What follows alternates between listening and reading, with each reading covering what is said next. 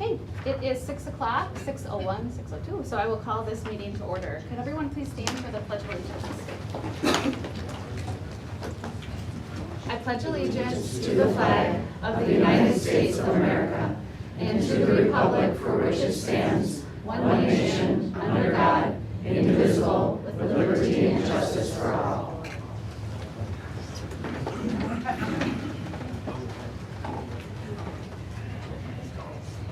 Alicia, will you please do roll call? Yep. Lori Belargin. Here. Ian McDonald. Here. Matt Pucald. Here. Lacey Oster. Here. Bruce Belargin. Here. Sherry Link. Here. Marge Blow. Here. Is the front door locked? Oh, there's somebody. It sounds like they're here. Yeah. Our district mission: together we engage, educate, and empower all learners, bridging their passions to pathways to create successful futures and positively contribute to our local and global communities. On our agenda is the approval of agenda. I would like to say that for currently our public comment in our policy, it states for up to 20 minutes for public comment. Currently we have, I was counting as I was paused, sorry. I had a list prior of requests and I have several in my hand as of now. So we can stay with that 20-minute, or if there is a motion to extend that 20-minute time, now would be the time to do so before the approval of the agenda. I'll make a motion to extend public comment to allow for anybody that's here that wants to make comment. Give them time. Second. Any discussion? All in favor? Aye. Okay, and that approves the agenda as well. No, So is there a motion to approve the agenda as written? I would like to make a motion to approve the agenda with an amendment. Okay, At our last work session, we were supposed to bring back our agreed upon board meeting dates for 2023-24, and it's not on the agenda. I'd like to make a motion that we add it as item 6F with the document from the work session to be attached. There's already a 6F. so 6G. Well, and something was added since I wrote that. So 6G.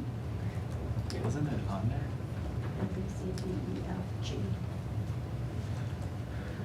Lori, and can you repeat that, what that was for? School board. To add The school board dates. approval of the 23-24 board meeting dates to the consent agenda as site item 6G with the document from the work session to be attached. Okay. Is there a second? I'll second. Any discussion? All in favor? Aye. Any opposed? Motion carries. So we will go into our public comment. I'm going to start tonight with phone call requests that I've had for calling in for public comment. So bear with me, I think it's just easier to start with these versus having it in between, so.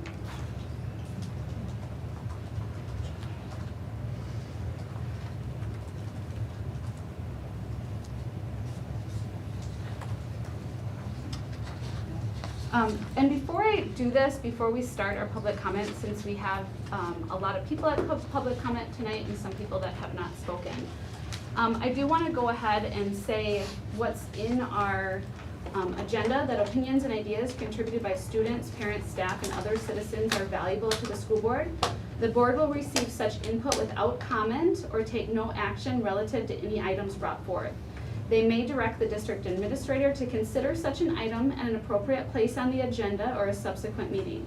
The board has set aside, now we will do unlimited time to address the public comments. Anyone attending in person wishing to address the board is asked to fill out a card, which you had. Please limit your comments to 3 minutes. Those wishing to make public comment, will you please state your name, address, group, representative if any, and item or concern to be addressed. I also want to remind individuals that are here tonight that I at a point could interrupt, warn, or terminate a participant statement when the statement becomes too lengthy, personally directed, abusive, obscene, or irrelevant, request an individual to leave the meeting when the person does not observe reasonable decorum, request the assistance of law enforcement officers in the removal of disorderly person, or call for a recess or an adjournment to another time when the lack of public decorum so interferes with the orderly conduct of the meeting as to warrant such action, and waive these rules with the approval of the board when necessary for the protection of privacy or the administration of the board's business. Then going forward, I'm going to go ahead to our first public comment. Monet has asked for a call. This one. I think you have to hang up and, sorry, then dial 8 first.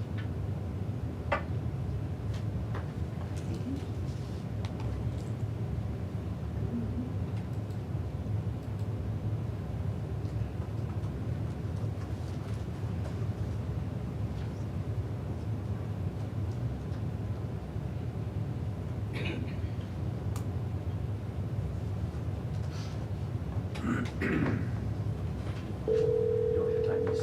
Yeah.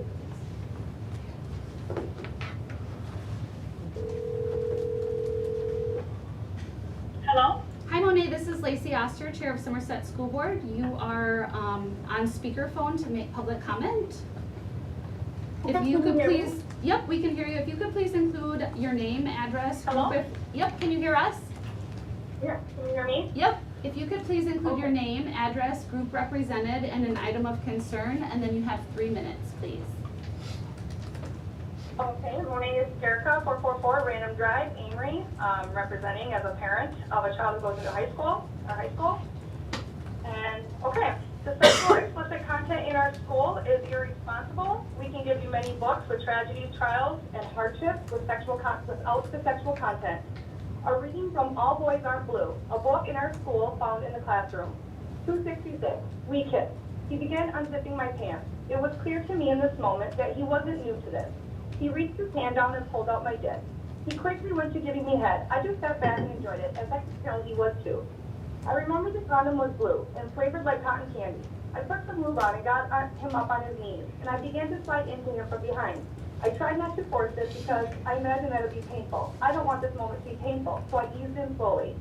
I wanted to stay dominant in the moment. We went at it for about 15 minutes before I started to get that feeling. Weakness in the legs, numbness in the waist. I finally came in a loud mode. He told me to be quiet for the neighbors. I pulled out at him and kissed him while he masturbated. Then he also came. What kind of conversation is this reading going to inspire? This is type of sexual material that calls for an adult rating. Another reading, 271. Nervous and drunk, I lifted and got on my stomach. He got on top and slowly inserted himself into me. It was the worst pain I think I ever felt. He then added more lube and tried again, which felt better, but not much. He began his stroking motion. I could go on, but my time is limited. This content is giving kids to have sexual conversations with who? Other students? The teachers? These are not conversations adults and kids should be having in their school. 2019, in the Somerset School District, the health teacher had sexual relations with a student, someone who was quote-unquote expert. She was trusted by the district and the parents. The school had a huge responsibility in this case. What if this was your child? You would be devastated. There should be zero tolerance for sexual content provided to students. This is the behavior we need to be concerned about. As parents, we don't want our kids having these types of sexual content conversations with other adults, that we just want teaching our kids to read, spell, make hypotheses, solve a math equation, human anatomy, and so on. Let me make this clear. I don't care if it's about straight, gay, or bestiality sex, like the so-called funny story of Perks of Being a Wallflower. Get the sexual shit out of our school. Thank you. Thanks, Monet.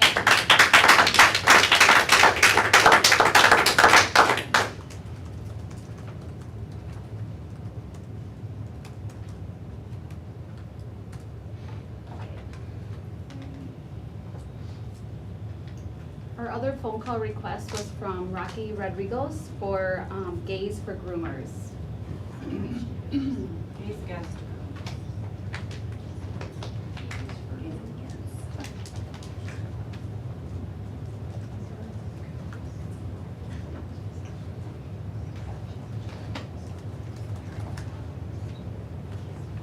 Sorry, Gays Against Groomers.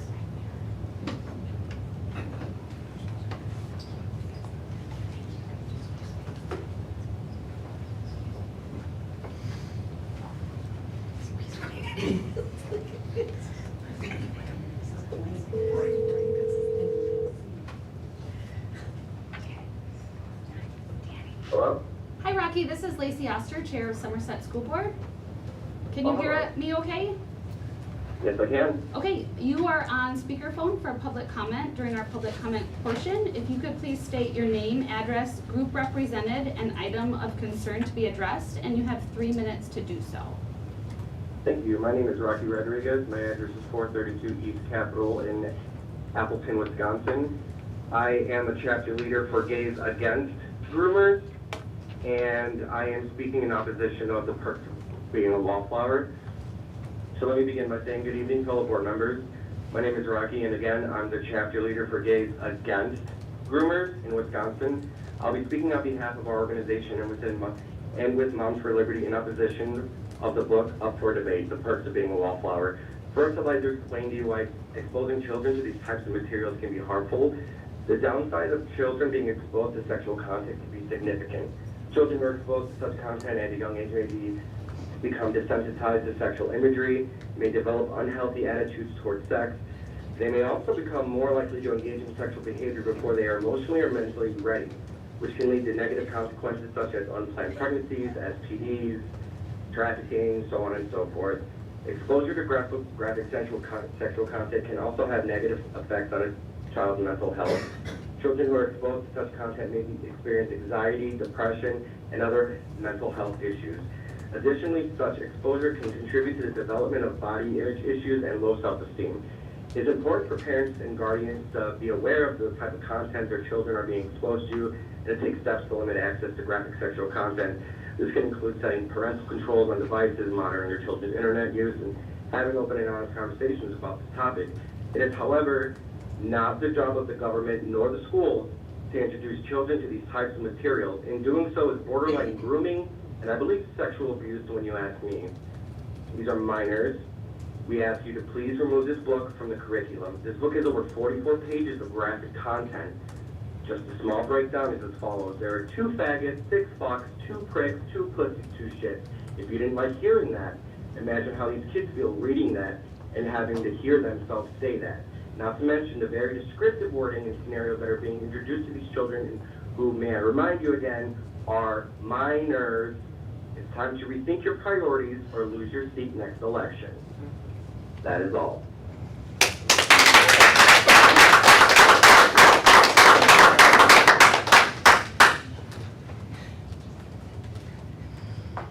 Okay, Corey Miller. I'll give you like a 20-second heads up. Thanks, Matt.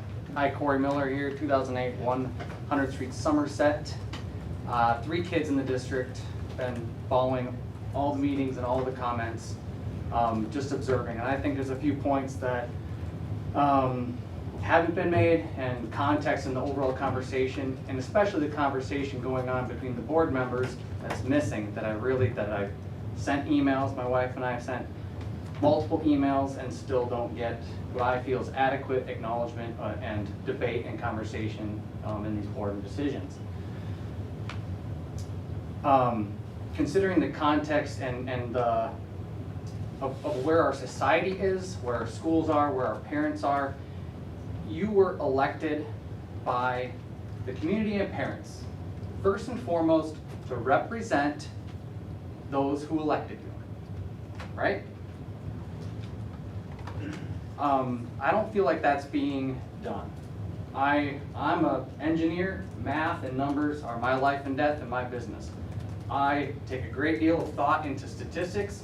I'm very good at being objective and thinking through. I do a lot of work to read both sides of all these arguments. And I think it's important to note that from my point of view and many parents I talk to, the public school systems have been for a long time over-influenced by leftist ideology and liberal politics, and it oozes in. So that's our perception. It's up to you guys to listen to our side, have those conversations, and prove to us that you are reading the same legitimate news that we are reading. The main thing that we are divided today is because we are operating on completely different sets of information, and we are not having conversations about it. And until we have that conversation, we will stay divided as a community, as family, whatever it is. It's just common sense to me. And we're having these silly arguments about books and stuff. It's not silly, but it's about more than that. It's about what information is out there. Is there really grooming going on? Why does a group of gays against groomers exist? Been following them for a long time. They're all over Twitter, massive following. They wouldn't exist and have massive followers if grooming in schools wasn't pervasive throughout the country. It's also brand new. This isn't like been going on for decades and decades. It's brand new since basically COVID, when everything went totally crazy. 20 seconds. We experienced right here in this board during COVID unthinkable things. We had a recall to get boards that would converse and get a solid, even understanding of both sides.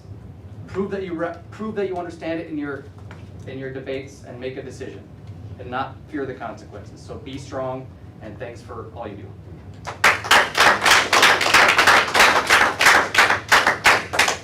Danielle Erickson?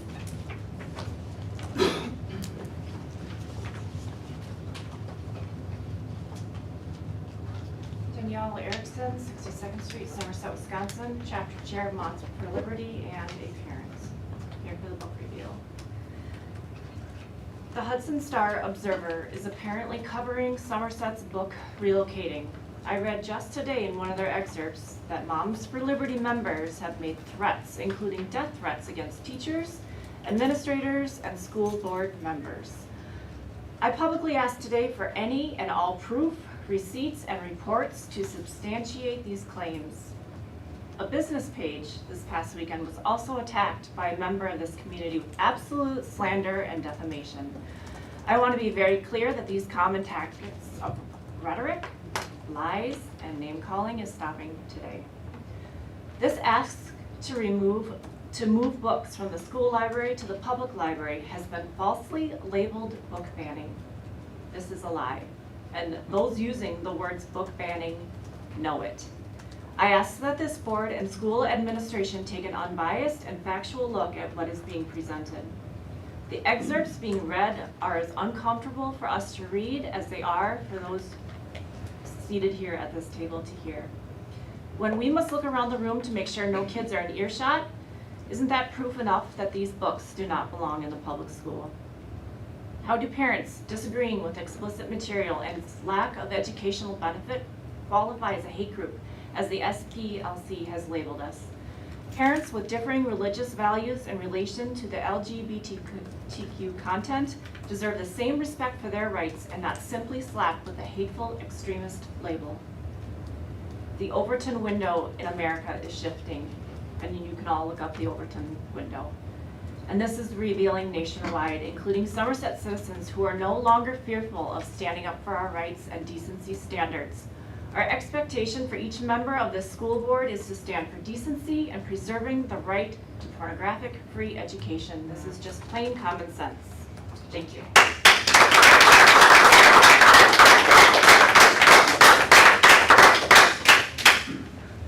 Is there a Sean McGurran? Yes. Sean, could you just fill out, I have you're on our list, but could you fill out a red card if you will? Yeah, that's done. Sorry, and I'll have someone else go, or do you have? Yeah. Perfect, sorry. Are you okay with this? Yeah. Okay.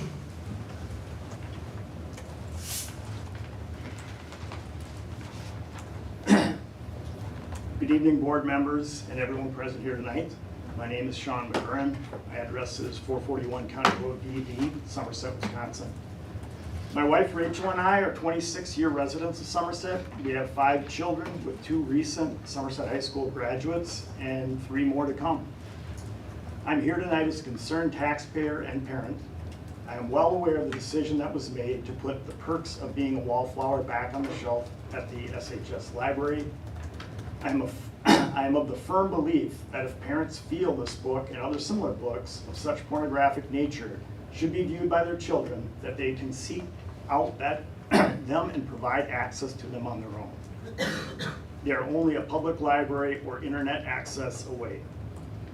My wife and I are committed to having open conversations with our children about challenging topics and negative behaviors that they will face. We take our job as parents very seriously in being the primary educators of our children. We are firm believers that it all starts at home. However, we are also firm believers that when we send our children to school, we should be able to trust the adults who have them in their care. We would have never dreamt that our children would go to an educational institution where pornography is not only acceptable but condoned and used for curriculum. Policy 2522 is the topic at hand tonight.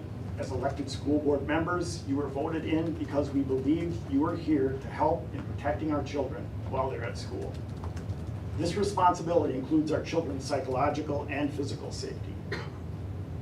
Again, the book at hand, Perks of Being a Wallflower, is not appropriate in subject matter, nor is it appropriate for students of this age or their social, emotional, or intellectual development. I'm very hopeful that our board members make the right decision and not allow this book to remain in the SHS library. To allow this specific book to remain sets a precedence for books of this type to be used in the school library and be a part of school curriculum. We have elected these board members to take bold stances to protect the moral health of our school community. In closing, I believe that we as a community and public school system should focus on proficiency in reading, writing, math, and science, which are the core tenets of education. To have the obscene and sexually explicit literature out of our kids and get the sexually explicit literature out of our kids' educational content. To be clear, this discussion is not about book banning. If these books were banned, nobody would have access to them. This is simply a common sense measure in protecting our youth and their social and emotional growth and well-being. Our kids belong to us, their parents, at this stage in life. They do not belong to the state or the school system. We take great joy in raising our children and helping them to become independent, well-rounded young adults who will make a positive contribution in this world. We hope we can depend on you as a school board to support us in the healthy development of not only our children, but all the children in our community. 3 minutes. Thank you for this time, and I appreciate the opportunity to speak with all of you.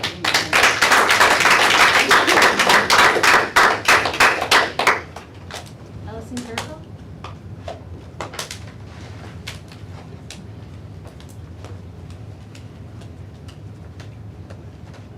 Allison Carrico, 1730 112th Street. I'm here about the books, but I'll keep it short and sweet tonight. First, I would like to wish a special belated Happy Father's Day to all the dads here tonight. What a true blessing it is to be a father, bestowed upon you by our Almighty God, the Father. Blessed are the peacemakers, for they will be called the sons of God. Second, I'm here to encourage the board to make good choices, and remember these are our children, entrusted to us by the Lord. Blessed are the merciful, for they will be shown mercy. Third, I would like to remind the board of the oath you swore, and indeed who you work for. Blessed are the pure of heart, for they will see God. Fourth and final, I'm here to let the opposition know sharing personal information about my child on social media in which you gathered from an open records request is crossing the line. Blessed are those who are persecuted because of righteousness, for theirs is the kingdom of heaven.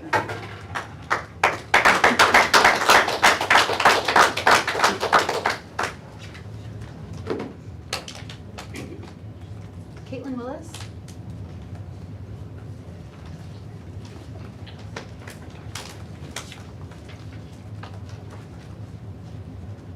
My name is Caitlin Willis, 1539 23rd Street, Holton. I have a incoming 5th grader. Board of Directors, I became made aware of a social media post on Thursday that was written by the St. Croix County Moms for Liberty group stating that the parents of Somerset School District will request 33 books be removed from the high school library. I want to be clear, I am a parent of Somerset School District and I vehemently oppose government censorship. The post goes on to encourage parents to educate themselves about the context of the Perks of Being a content of Perks of Being a Wallflower, as well as other novels on their list. It provides a link to excerpts. Reading a singular paragraph or page does not educate me on the book. Instead, it limits the context and themes and weaponizes a piece of literature into fear-mongering propaganda. So instead of reading the excerpts in isolation, I spent this past weekend reading the complete Perks of Being a Wallflower novel. And I would like to thank you, Moms of Liberty, for calling attention to a novel that will not only elevate my children's minds, but also provide them with a character model in the protagonist, Charlie. I look forward to reading this novel again with my children so that we can discuss the difficult themes of trauma, abuse, consent, and mental health, while also celebrating the humanity that Charlie shows in unconditional love of friends and family, honesty, curiosity, inclusivity, acceptance, and resilience. I expect Somerset schools and all school districts to teach my child what it means to receive and express new and different information, think critically about information, and leverage these skills to engage in civil discourse. That is foundational to the efficacy of public education. Finally, to the Moms of Liberty in the room tonight, please consider the definition of liberty. Liberty is what affords us the right to choose and the freedom from arbitrary control by the government. I am a mom for actual liberty, and as such, I will not concede my rights in supporting my children and choosing works of literature that will challenge their perspectives, teach them to critically think, and love reading. I will never dictate or cast judgment upon any parent for restricting what they deem inappropriate for their child to read, just as I expect no person, government entity, or organization to supplant my parental right to expose my children to diverse and provocative works of literature. That is liberty. To the school board members, it is your responsibility to act in the role of trustees, not delegates. You are elected to enact the mission of this institution, not capitulate to one vocal constituency. In reviewing the strategic plan, the first commitment the district makes is to its students by promising to create an inclusive, supportive, and future-ready learning environment that personalizes student learning. Banning books and limiting students and families' access to choose how to personalize their learning directly violates the commitments you made to your students in your strategic plan. Thank you.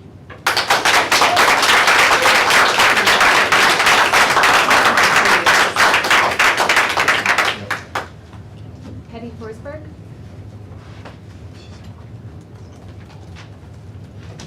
Penny Forsberg, 350 Paquin. From public service to healthcare, entrepreneurs to construction, you all have careers outside this board. You worked your way up from entry-level positions to leaders in your field. You have vast wealth of knowledge. Your education experience has led you to amazing professional careers. You are professionals successful in your own right. In fact, you may be considered experts in some of your areas. Those in your field may look to you for guidance, direction, and input due to the knowledge that you maintain. How do you feel when people question your role, your experience, your training? How do you feel when people diminish the effort you put forth to have a successful career? How do your employers respond when misinformed people make claims negating your dedication to your public service or to your career? Do your employers believe in you? Do they trust your expertise? Do they give misinformed people the opportunity to sway their opinion on the experience of your work? You have expert staff on this review committee. Regardless of the decision they make on these books, their cumulative knowledge on the role of literature in education and curriculum is more than any one person on this board. This board has received multiple emails where those requesting the reconsideration of these books diminishing the admin's expertise. We have had countless public comments where they minimize the professional accomplishments of our staff and administrators. That said, I have not read a single email or heard a single statement from board members supporting the committee's professional experience and their professional accomplishments. The committee and the current high school English department have over 112 years of experience in education. 72 of those years have been dedicated to our district. They have a combined 10 bachelor's degrees, 5 master's degrees, 2 doctorate degrees, and multiple professional certificates, and countless hours of self-initiated learning. In what world is this group not considered experts in their ability to review, approve, and establish curriculum and library materials? In what world do these community members have more expertise in literature appropriate for students than those who devote their lives to education? It appears that none of the people requesting reconsideration of books have the expertise this committee has. They identified 2,500 words, 44 separate passages, to represent a book that has 55,535 words. That means they expect the committee and the board to assess a work of literature on less than 5% of the actual words written. Obviously, the experts know how to comprehend literature better than that. Why would you as a board believe their Google searches and personal opinions over the experts you continue to employ? Some people on the board do not support this expertise. This highlights your bias and your role of personal politics and the role that they play in your decisions. This committee deserves better, and so does this district.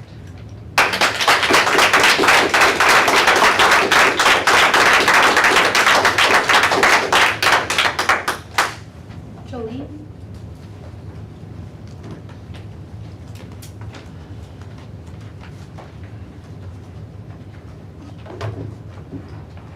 Jolene Degelow, 196th Avenue, Somerset, Vice Chair of Moms for Liberty, St. Croix County. Good evening, board members. There are members on this board who we voted for because we thought their values aligned with ours. Values like their faith in God, devotion to family values, and unwavering patriotism. Are you showing these values now, or the strength you showed to get elected? What about the backbone you had when we had to battle against masks? This issue is far more detrimental to the future of our youth and the direction of our district than masks ever was. Policy 2522 is lacking in many ways, but very clear in the authority it gives you regarding these books. This is the policy regarding appeal, quote, "The board will determine how to evaluate the matter and reach a determination on the request." Policy is purposely written to give you full power to handle the review and appeal as you see fit. You know this, and we know this. You should use this authority to ensure psychological safety for our children as it relates to obscene literature. This is what we elected you to do. Shying away from reviewing these books and deferring to what your attorney suggests does not show that you are fighting for our children or what we elected for you to do.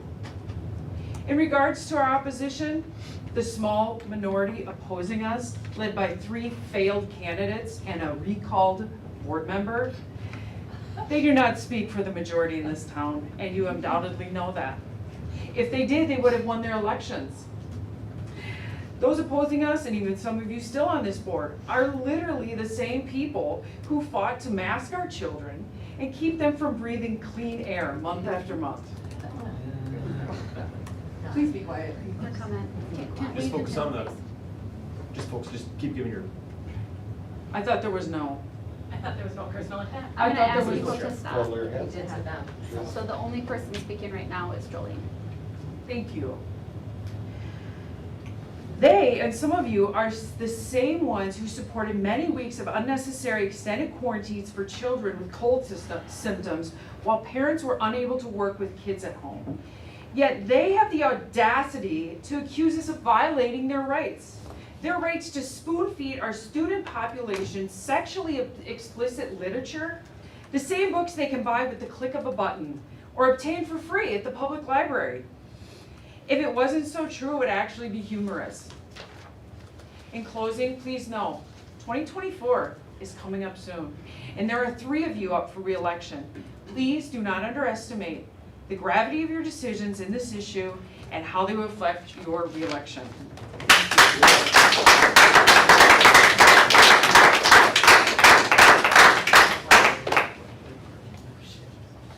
Can we just make a quick comment? Please, no personal attacks on anybody in the audience, and please, no response to somebody when they're giving public comment. Let them speak for the 3 minutes. Everyone here has different opinions, but please, let's just let the person speaking speak, so we can continue to hear everyone's opinions. Is there an Ann Berlitz? Could you pull out a card? Oh, sorry, you're on this. I'll have someone else go in, and then if you want to fill out the card as we're doing that, that would be awesome. Sorry. Ruth Harleen? Ruth?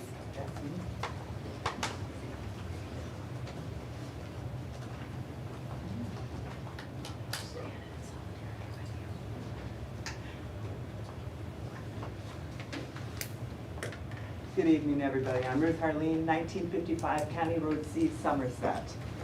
And I'm here tonight to talk about books. That's so surprising, isn't it? In 2013, I was working in the elementary school running the computer labs when President Obama was elected to his first term. It was common practice for teachers, especially in the 3rd and 4th grade, to show the inaugural address as an example of the political process. However, in this election, there was a handful of parents who were so outraged over the results, I wonder why, that they contacted the superintendent to demand the inaugural address not be televised. The superintendent fully granted them their bigoted wish, and that the address was banned from being shown in the elementary school. Why is this important now, some 14 years later? Because the administration caved into the loud voices of the few. We are not out of those woods yet. For those of you who don't know, the Southern Poverty Law Center just classified Moms for Liberty as an extremist group last week. As we've been told, they represent and are the primary group speaking so loudly about banning books in our district. It's quite recognizable if you listen to their speaking points that the Somerset group is following the Moms for Liberty playbook virtually verbatim. By definition, they would be classified as a special interest group, or more appropriately, an extremist group. I'd like to reference the policy manual now, bylaw section code 0114.5, regarding board members' behavior and code of conduct. Article J, quote, board members shall render all decisions based on the facts and independent judgment and refuse to surrender that judgment to individuals or special interest groups, end quote, such as Moms for Liberty. As a board, you are obligated to follow existing policy, and we have a policy for reviewing books, which includes a review board comprised of experts in the field. These individuals have spent years in school with required classes including educational psychology, fundamentals for diverse learners, and many classes in their field of expertise. In spite of what some have suggested, the curriculum did not include Grooming 101, Introduction to Graphic Sexual Content, or how to instill lefty values in children. They all get into education because they care about kids. They are the ones qualified to make literary decisions for our entire student body. And parents, as always, have the ability to limit their child's access as they see fit. As a board, you are also required to adhere to existing law, both state and federal, including respecting the First Amendment rights for our students as guaranteed by the U.S. Constitution. Don't make the mistake of greasing that squeaky wheel at the expense of violating your oath and your obligation to the whole community that you represent. Thank you very much for your time.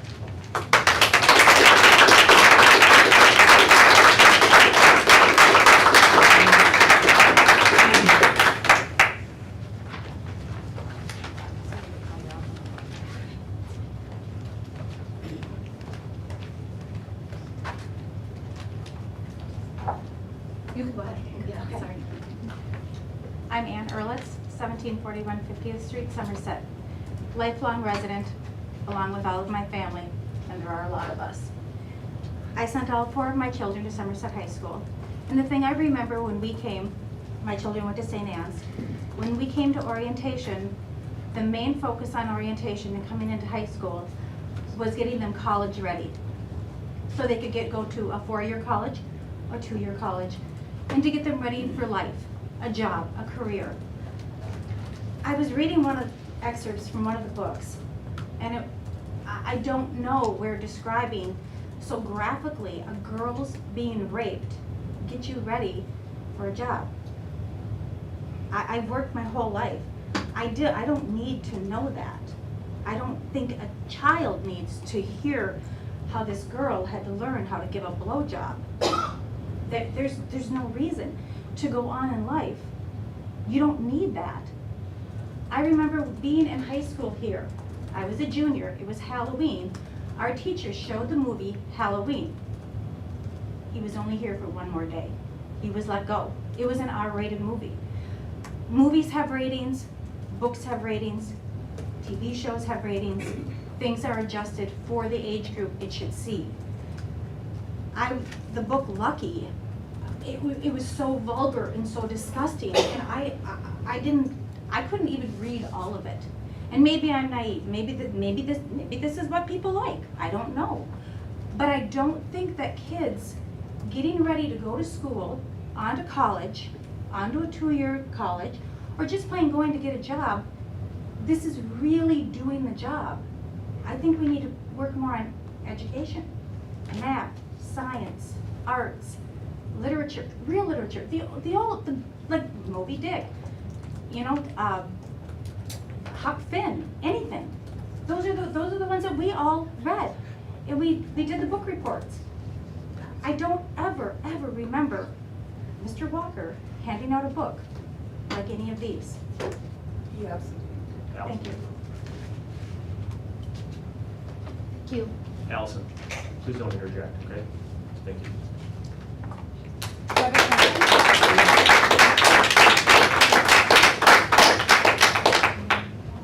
Travis, sorry. You're up. Oh. Sorry.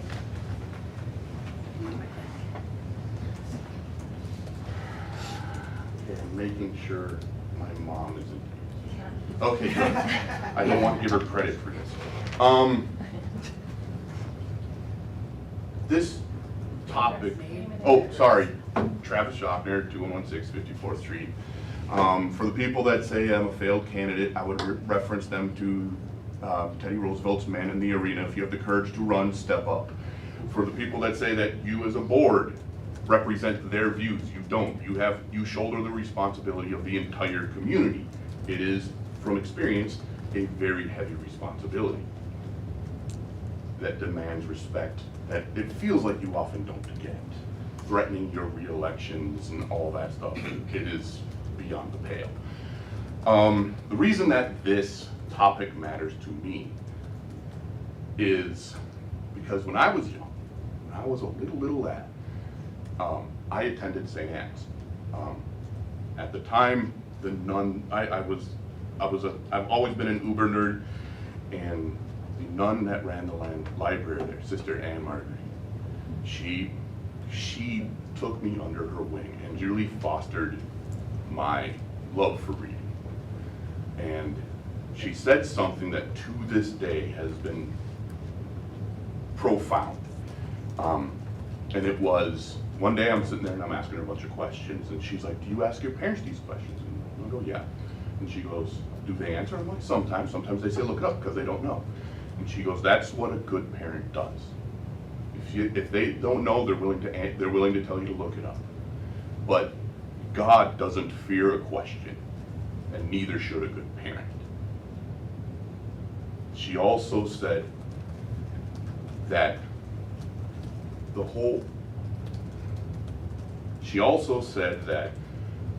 good parenting is about acknowledging what you're parenting. She went on this huge diatribe about being a parent, because I just led a young child to ask a lot of questions about it. And it was weird that the answers were coming from a nun. But at the end of the day, the part that really frustrates me about this is we are talking about children here. No, we're not. These are high school books. We are talking about young adults and preparing them for both the ills of the world and the positives is our role as a parent. Good parents are willing to answer questions. Good questions are found in good books. Great questions that come from challenging our views come from great books. That is what we are defending here. We are fighting not for our children, but for the preparation of the young adults that are leaving our community and becoming full-fledged adults. This is not a question of developing ignorance within our young adults. Thank you.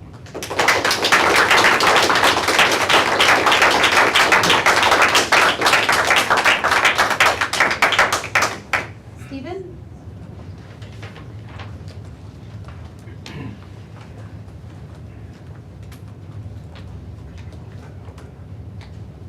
Good evening, board members. Stephen Degelow, 196th Avenue, Somerset. So it's said that none of these books are required reading, and we know that's not entirely true, and we are disappointed at the lack of transparency. The book in question, Perks of the Wallflower, was admittedly a textbook a few years ago. Another book still yet to be reviewed, All Boys Aren't Blue, had 7 copies in a classroom and was being offered to students in a classroom as a choice book with no parental notice or opt-in or out process. Clearly, we have a right to be alarmed and untrusting of any recourse you offer us. The opposition has recourse. They can go to the public library or purchase any of these books and infect the minds of their children if they want to do that. The administrators now started offering to give parents the right to contact the school and have their child's account flagged, so they cannot take out these books. This is stated nowhere in the policy, and we have little faith it will be consistently implemented. We have asked specifics on the option and given none. Regardless, there is no safeguard for parents with students 16 and older. You blame this on state law. The problem isn't the law, it's the fact that these books were allowed to be in the library in the first place, and also in the schools. Further, there is no way a parent can consistently monitor the school library system to see which books you have carelessly added without vetting for age appropriateness. Coincidentally, 2 of our parents recently did send requests for the students to have their account restricted. Today, we have learned that these requests were handed over to the opposition, and apparently a recalled board member got a hold of them in her open records request, and as a fishing expedition, slandered and attacked our parent group. That's happening in real time. Apparently, she in turn openly shared this information on social media, using it as a means to bully and threaten our parents. And we're the extreme ones. Is this what parents in the district have to look forward to? Their communication to the district regarding private student matters being handed over to unhinged community groups to use as ammunition? How is this okay? And let's think about this, the experts on the committee. What makes them an expert? Why aren't the parents in the district experts? Why are they being fed this kind of pornography in school? Why is it accessible to kids? We are the parents. We take care of them. We mentor them, and that's our job. 20 seconds. As far as the legality of this committee, I just don't see how the committee is legal. There's no open forum, there's no way we can attend it. We don't know what's going on. It seems like a secret committee to me. Thank you.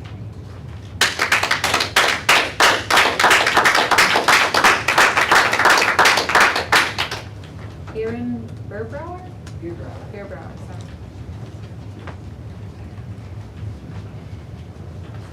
Hello, Aaron Beerbrower, 1999, County Road C, they, them pronouns. And I didn't really prepare anything, so I'm sorry if this is kind of scattered. But I do want to talk about the importance of representation. I actually, just this weekend, had a really good conversation with a neo-Nazi about that at the Pride Festival in Hudson. They showed up. And we had a good conversation about Percy Jackson. It is a children's series. It's about demigods, like children who find out that they're related to Greek gods. That's very cool. There is an entire spin-off of it over all the pantheons. The book series was written because the author's son struggles with ADHD and dyslexia, and there was no good representation for children who struggle with those things. So he wrote it for his son, and it's bloomed into this beautiful series, this beautiful franchise, and children legitimately find representation in these characters. They read the series and they think, wow, that's so cool. Finally, this series isn't making me feel like my learning disabilities are a detriment. In fact, it's making me feel special because my brain isn't just jumbling words for no reason. I'm trying to read an entire different language because I'm actually related to Poseidon. Really good representation for children in a fantasy setting. One of the series' fan favorite characters in later books actually came out as gay and actually got a boyfriend, which just leads to even more representation. And I can say, as part of this fandom growing up, that his popularity only rose when he came out as gay. This is such an important piece of literature. It is for high schoolers and middle schoolers. There's nothing explicit about it. At the very most, I think him and his boyfriend kiss. Oh no. What a nightmare. important for children to have access to books that they see themselves in. When I was in high school, the only access I had to literature that had to do with queer characters was online. Stories written by adults for adults. And I can tell you, the sexual explicit content in those stories greatly outweighs anything I've heard tonight. When I was in high school, knew more about gay sex than my gay friend did. And I had to tell him how to be safe when him and his boyfriend were going to have sex for the first time. And I'm just thinking, wow, how nice it would have been to have a book to do that for me. Thank you.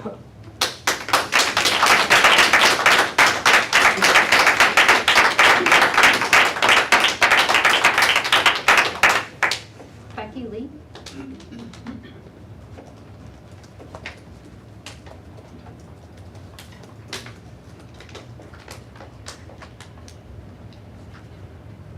Hi, I'm Becky Linke, 1010 Spring Street in Somerset. I'm here to talk tonight about the rubric. I wanted to let you know or remind you that that rubric is fashioned exactly after the high school library's criteria for the selection of materials or their collection development policy. This is all in Board Policy 2522, Media Center. It covers all the criteria, this rubric, that are in this collection development materials policy. I highlighted in red every single one of the categories on that development policy. And when I went to find where this development policy came from, I found it online at the New Richmond the New Richmond School District, at the Osceola School District. I'm told it's possible at the Amory and the River Falls School District that they helped in devising this. There's also in the rubric, there's 20 extra questions that pull apart the criteria for selection of materials, that pull apart criteria letter C, and that's meets age appropriateness for reading level and maturity level. The rubric talks about the alignment to maturity level or age appropriateness for drinking, smoking, and drug use are relative and reflect student population. You answer yes or no. Violent or obscene language are relevant to and reflect student population. You answer yes or no, or your review committee did. Sexual activity, sex, and mature themes are relevant to and reflect the student population. All the questions are there. And meets age appropriateness for reading level is also listed on the book recommendation reconsideration site, where they check to see they have 6 different sources for the maturity level. Common Sense Media, Booklist, Kirkus, Publishers Weekly, School Library Journal, and the publisher. So all these things are covered by this rubric that they're discussing here, that are the concerns of some parents. 3 local school districts have approved it, all their administrators, teachers, and board members. They feel confident in using this policy. Seconds. It's fine, the rubric is fine. The last thing I wanted to mention is fairness. The fairness of the review policy has been brought into question. What's not fair is that a handful of parents can walk into this school and totally disrupt the administration, teachers, students, and parents, and entirely the whole community with this book banning. And book banning is defined as removing books from the shelves. We can't appeal this process because there are a certain number, we can't appeal this process. There's not a certain number of signatures. Please consider the fact that we have no recourse. The public library is not a recourse for our students.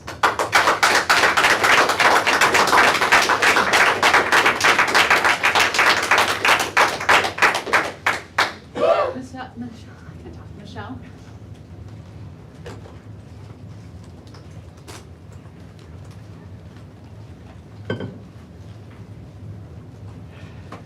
All right, thank you for extending this so everybody can have an opportunity to speak. Michelle Lesha, 803 Rose Court. Here as a parent of a graduate and a soon-to-be senior. I'm gonna tell you a little story for a second. When my daughter was in elementary school, I remember bringing home a library book that had to do with Richard Nixon. So I started reading her the book, and lo and behold, Richard Nixon's nose was shaped as a penis. And it was referencing penis throughout the book, and I'm like, oh boy, what is this book, right? So I went back to the librarian at the school, and I said, hey, my daughter didn't get this, but I kind of do. You might want to take a look and take a peek and see if you want to keep that on the shelves, because somebody else might have a problem. I don't think, I've been looking for this book because I wanted to find it so I could reference it, because I do remember the book. There was no big deal about it at that point in time, but it makes me think of all the shows that we see have adult content referenced, and we get it, but our kids don't. Let's play this out for a second. Let's say that the school decides to take the book off the shelf. People will be mad, right? Let's say that the school board decides to leave the book on the shelf. People will be mad. So basically you have the same outcome. You're damned if you don't, and you're damned if you do. What happens if this newly banned book, let's say it is banned, comes into the school by a student? Maybe it's my student, maybe it's a student of anybody in this room right now.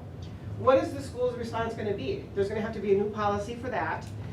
Are they going to get a suspension? Are they going to get a detention? Are we going to pull in law enforcement and have them charged with exposure of sexually explicit material because somebody deemed that that was what was in this book?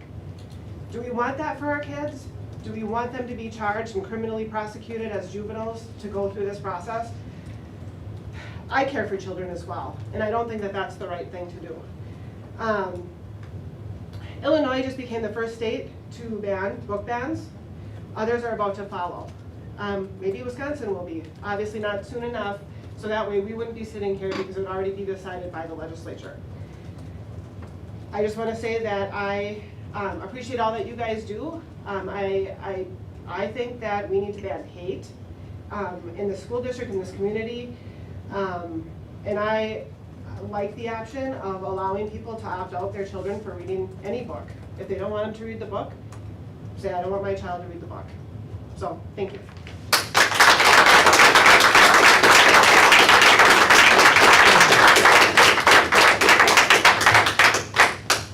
Marie Colbeth?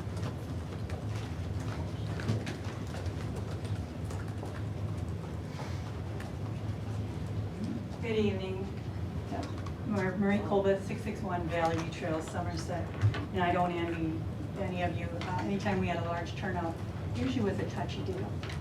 So I really appreciate, this is one of the opportunities for us to hear the other side. And it's really interesting to learn some things or think of some things we hadn't considered. And I definitely have had my thoughts perked tonight. A couple of the things that you said that I hope we're able to consider in these evaluations. I had a daughter and a daughter-in-law who I discussed this with this weekend. I'm against censorship. I want people to be able to express themselves, but I miss the respect. We miss learning from each other just by the loss of that respect. If we could learn how to listen, could we help each other see why we feel as passionately as we do about the positions we take? Yes, I'm in support of families having the opportunity to voice their opposition to it. My daughter wanted that, but she said, but I'm going to sit down there with my child and express it. My daughter-in-law, on the other hand, said, and I'm going to show all of my kids the diseases that are happening from sex. So there's all different approaches to it. But do we want to sexualize our children? That's where my heart comes from. If we keep putting these in front of their faces, you, thank you for expressing you saw a series. that was not explicit? Are there other ways that we can be showing this to kids? There are many options for books and series that do not have to be explicit. So why do we need to be so explicit? I think if I'm introduced to one, I appreciated how you said you would want to sit down with your child and discuss it. But do I want the school to tell my child, I want you to discuss this with your mom? Well, now that would be a switch. I want you to discuss this with your parents. How often does that happen?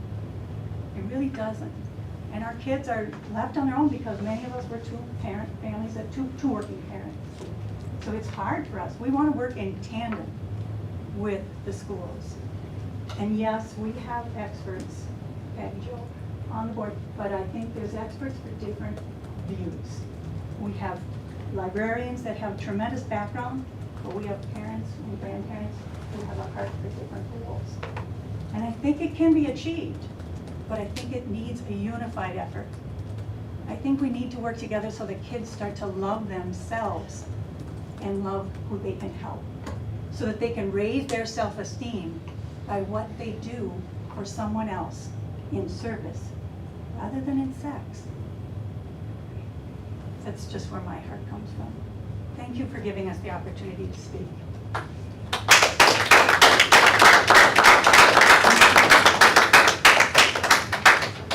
Erica Johnson?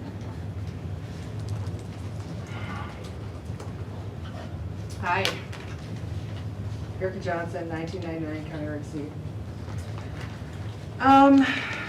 So thank you again for letting us speak and extending the time for us. I know that listening to us for over an hour is time consuming. You are taking time out of your day. So it's very important that everybody's voice be heard, both sides. And last week, last session, I went into a vocabulary lesson. I'd like to go into also speaking about terms that people are using regarding books to be banned. And instead of using a dictionary to find these terms, I'm going to start with the Wisconsin statutes. Statute 944-21, subsection 2C, it relates to obscene material. And it means a writing, picture, film, or other recording. And it's the average person applying contemporary community standards would find appeals to the prudent interest if taken as a whole. Under contemporary community standards describes or shows sexual conduct to be in a patently offensive way and lacks serious literary, artistic, political, educational, or scientific value if taken as a whole. So that's the statute. There's a phrase that keeps coming up in that definition, taken as a whole, right? That's an important distinction in that statute. You take pretty much any book and pull out a salacious excerpt and say, look, that's obscene or that's pornography. And that's actually not the case with these books. There's a famous YouTube video of a Sesame Street count that sings his counting song, and they bleep out the word count, and it's very dirty because you're taking it out of context. So context matters when you're talking about these types of things. Pornography is a depiction of erotic behavior intended to cause sexual excitement. And I can tell you that of all the books that I've read on this list, I have never once caused my arousal. What it has, I felt many things while reading them, especially those rape and incest scenes. I felt sadness, sometimes horror for the character, uncomfortable, and towards the end of the book, I felt joy to know that they survived and thrived at the end of the book. So the content of these books are to teach moral lessons and celebrate survivors and their journey. If someone is turned on by these, I would suggest they seek help, because it clearly isn't the intention of what is being written. So, I mean, you can find anything. Here's my sensational passage. You also took the fine jewelry I gave you, the jewelry made of my gold and silver, and you made for yourself male idols and engaged in prostitution with them. That's from the Bible, Ezekiel. So, thank you.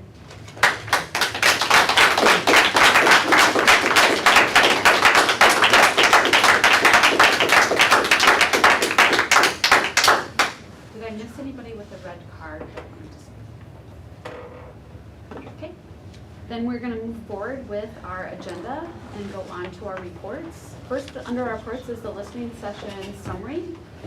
There were 3 of us present at the listening session today. Lori, myself, and Cherie. Would either of you or do you need to summarize that? Want me to? Just during the listening summary, there was a lot of, I think, basically a lot of those things were talked about within our public comment as far as different views and feedback with our book review, along with concerns about the rubric specifically and how that rubric was made and going forward with the rubric. Anything else? You covered it very well, thank you. Going forward to our superintendent's report, I'll hand it over to you, Shannon. All right, I just have a couple things tonight. One pretty big one, but I'll start with state budget information. So Dave, when he comes in a little bit later, he's going to touch on that in much more depth. But as you've probably seen, I know I've been sending you guys some updates as I've been getting them. The state, came together much sooner than anticipated, which was good news and something we weren't anticipating. And it looks like they've got, at this point, some preliminary decisions. We are still waiting on kind of official formal word from the state. Right now, there's still some components that they are working out. There's some of the numbers that they haven't finalized yet. But Dave and I have been kind of working on, again, just some different scenarios. As I said, we won't know anything final yet. As I said, he'll go over some of the preliminary budget stuff a little bit later in the meeting and kind of bring you up to speed there. But we weren't anticipating information till July. So this is good just as a general statement that we're getting information much sooner. Way too early to tell in terms of what the impact may be one way or the other on the district, but there were some areas of celebration. There were some areas, that we were, that came out lower than we were anticipating, so we're kind of just working through what does that mean now for the district. So a little bit more to come on that. All right, moving to strategic plan. So last meeting we had Partner Ed in. Gave a nice overview of the work that's been done collaboratively over the last couple months. Provided you, so in front of you, you've got a variety of things. So just to kind of make a little bit of sense out of it. So you have the initial draft, and I left on there some of the highlighted components and some of the areas that were struck out. This was just some basic feedback that I had received either from the board, community stakeholders, staff, etc.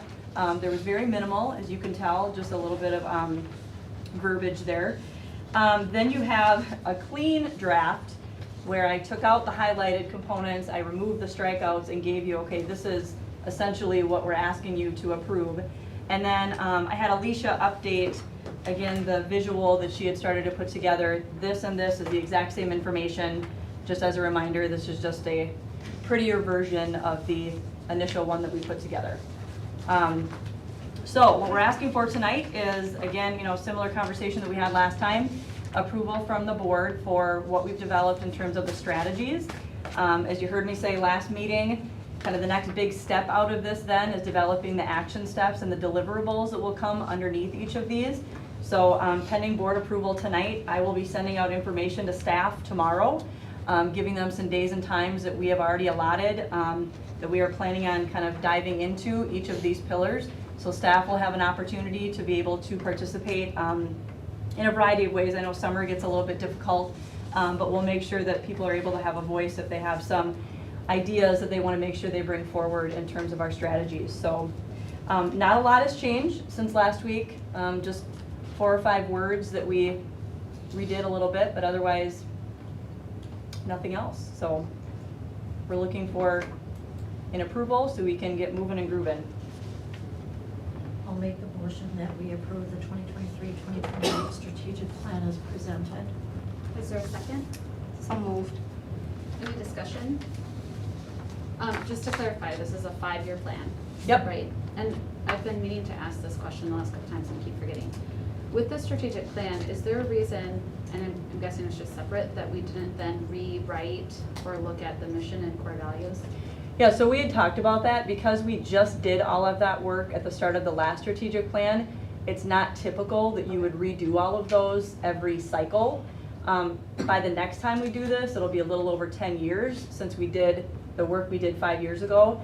So that would be more of a time we would probably take a step back and make sure that those things still make sense. Are they still representative of, you know, where we are as a district? But we didn't feel it was necessary to redo all of that work when it was just done 5 years ago. Because 5 years ago, it was a huge overhaul. New mission, all of those things. So that isn't something necessarily that you do every 5-year cycle, but the next time we go through this, that will be something we'll look at a little bit closer. So, yep. Any other questions or discussion? I know that Lori and I kind of were with that, but as far as the strategic plan and further information? No, just like we said, like I said last time, just thanks for everyone who was on that group and committee and put it together and built this and updated it. So I just appreciate everyone's time. I know it takes a lot to do this, and I'm excited. Like the question I asked last time, yeah. Where's the do stuff? I see next? Yeah. No, but Yeah. so I'm excited to see yeah. that next step. But Yep. I know it has to start here. So Yep. thanks for everyone involved. Okay, Awesome. so the motion on the table is to approve this strategic plan, and I'm going to do a roll call vote if you are in favor. Lori? Yes. Ian? Yes. Matt? Yes. Myself, yes. Bruce? Yes. Sheree? Yes. Marge? Yes. Okay, motion carries. Awesome. Thank you. The last thing I had, you know, I've been doing these district celebrations kind of just in place of the Spartan Spotlight. We will pick that up again in September. It just gets really hard to get people here in the summer. So I just want to shout out a couple things. Again, girls softball, first ever trip to state, amazing. I had the opportunity to go down there and watch that. Just an amazing venue. Our girls represented Somerset, fantastic. Great experience for them, once in a lifetime. Most high school athletes never get that experience. So really happy for them. They had a great time. The coaches and Mr. Probst did an awesome job organizing all of that in a very short period of time with hotel rooms and itinerary and tickets and practice spaces. So really, really cool. We tried to put a lot of stuff out on social media so people could see some pictures and things. So that was awesome. Summer school started last week, off to a great start. You know, once again, I'd like to reiterate that we have one of the most robust summer school programs in the area. So it's fantastic looking at the population of students we have. We're starting to see those numbers get at least evened out to pre-COVID, which is awesome. Lots of staff put in a ton of time, effort, and energy in order to make that happen, so I want to thank them as well, but last week was great. We just completed year 2 of a partnership with Park Nicollet with a Growing Through Grief program. So this is a program that, again, we started 2 years ago. We have students and families in all of our buildings that benefit from this support. And they receive that in a wide variety of ways. We have some groups that run in the buildings, student and family support. I just received today, this is why I put this on here, kind of an overview of the work that they had done with our families over this last year, and it's really incredible. Really good feedback because they gave an end of the year survey to the families and students that participate in this program. So lots of good support there. You know, as families and students are dealing with a wide variety of areas of grief in their life. So I wanted to shout them out and thank them for that opportunity. Again, that's a unique program that not all districts engage in. So wanted to thank them for that partnership. What was the name of that program? Growing Through Grief. And Park Nicollet puts on, you said? Yes, so we partner. Yep. Is it something that staff seeks out, or does somebody do they have to? So it's a variety of ways that a student and families may get hooked up with them. You know, it may be through a school counselor, it may be through a principal, just depends on kind of the scenario. So we make it available if we know that there's a situation where a family might benefit. And you know, so far the feedback we've received has been really, really positive. So. And that's in all 3 schools? Yep, we have families in all 3 buildings that are participating. Shannon, is the summary report written in a way that is not violating anybody's right to privacy, that it could be shared with I can look, yeah. I just briefly skimmed it today. It's a couple pages long, so I can look and see if it's not identifiable. Sure.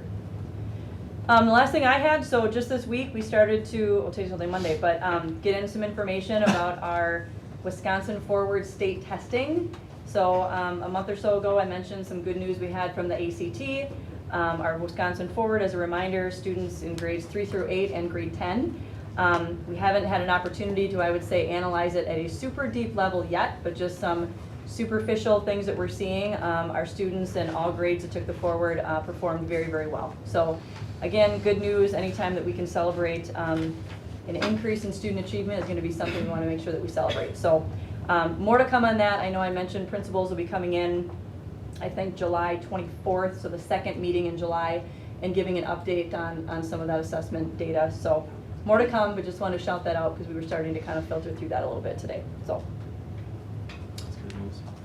Okay, that is all I have. Okay. Moving on, we are going to go to our book challenge appeal. It's now at the point. Are we gonna do financial reports? and Oh, I'm sorry. Financial reports, enrollment reports. Those are linked currently to our agenda. Is there any discussion or questions related to our financial reports that are linked or an enrollment report? So was Dave gonna come in at this time or? He was planning on coming in during the preliminary budget time, but if you have a question and need him in for this component, I can go grab him. No, I just thought that he was going to address it with the financial report. Yep, he'll so- do during the preliminary budget. Okay, got it, thanks. Yep. I didn't have any questions about either of the reports. Anybody else? Okay, now we'll move on to the book challenge appeal. So moving on, at a meeting prior, us as a board looked through the book review and appeal process at the board level. There's a copy of this that is at your spot.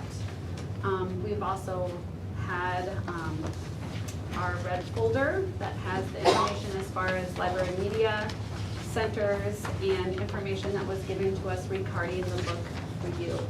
And I'm just gonna read a little bit of this piece as we get into this, and we'll go forward with discussion and moving forward with our appeal process. So as the library media specialist, principal, district administrator, and committee members are the educational experts for the district, their determinations and opinions will be upheld unless there is clear evidence on appeal that they made an error of fact or process in reviewing the materials.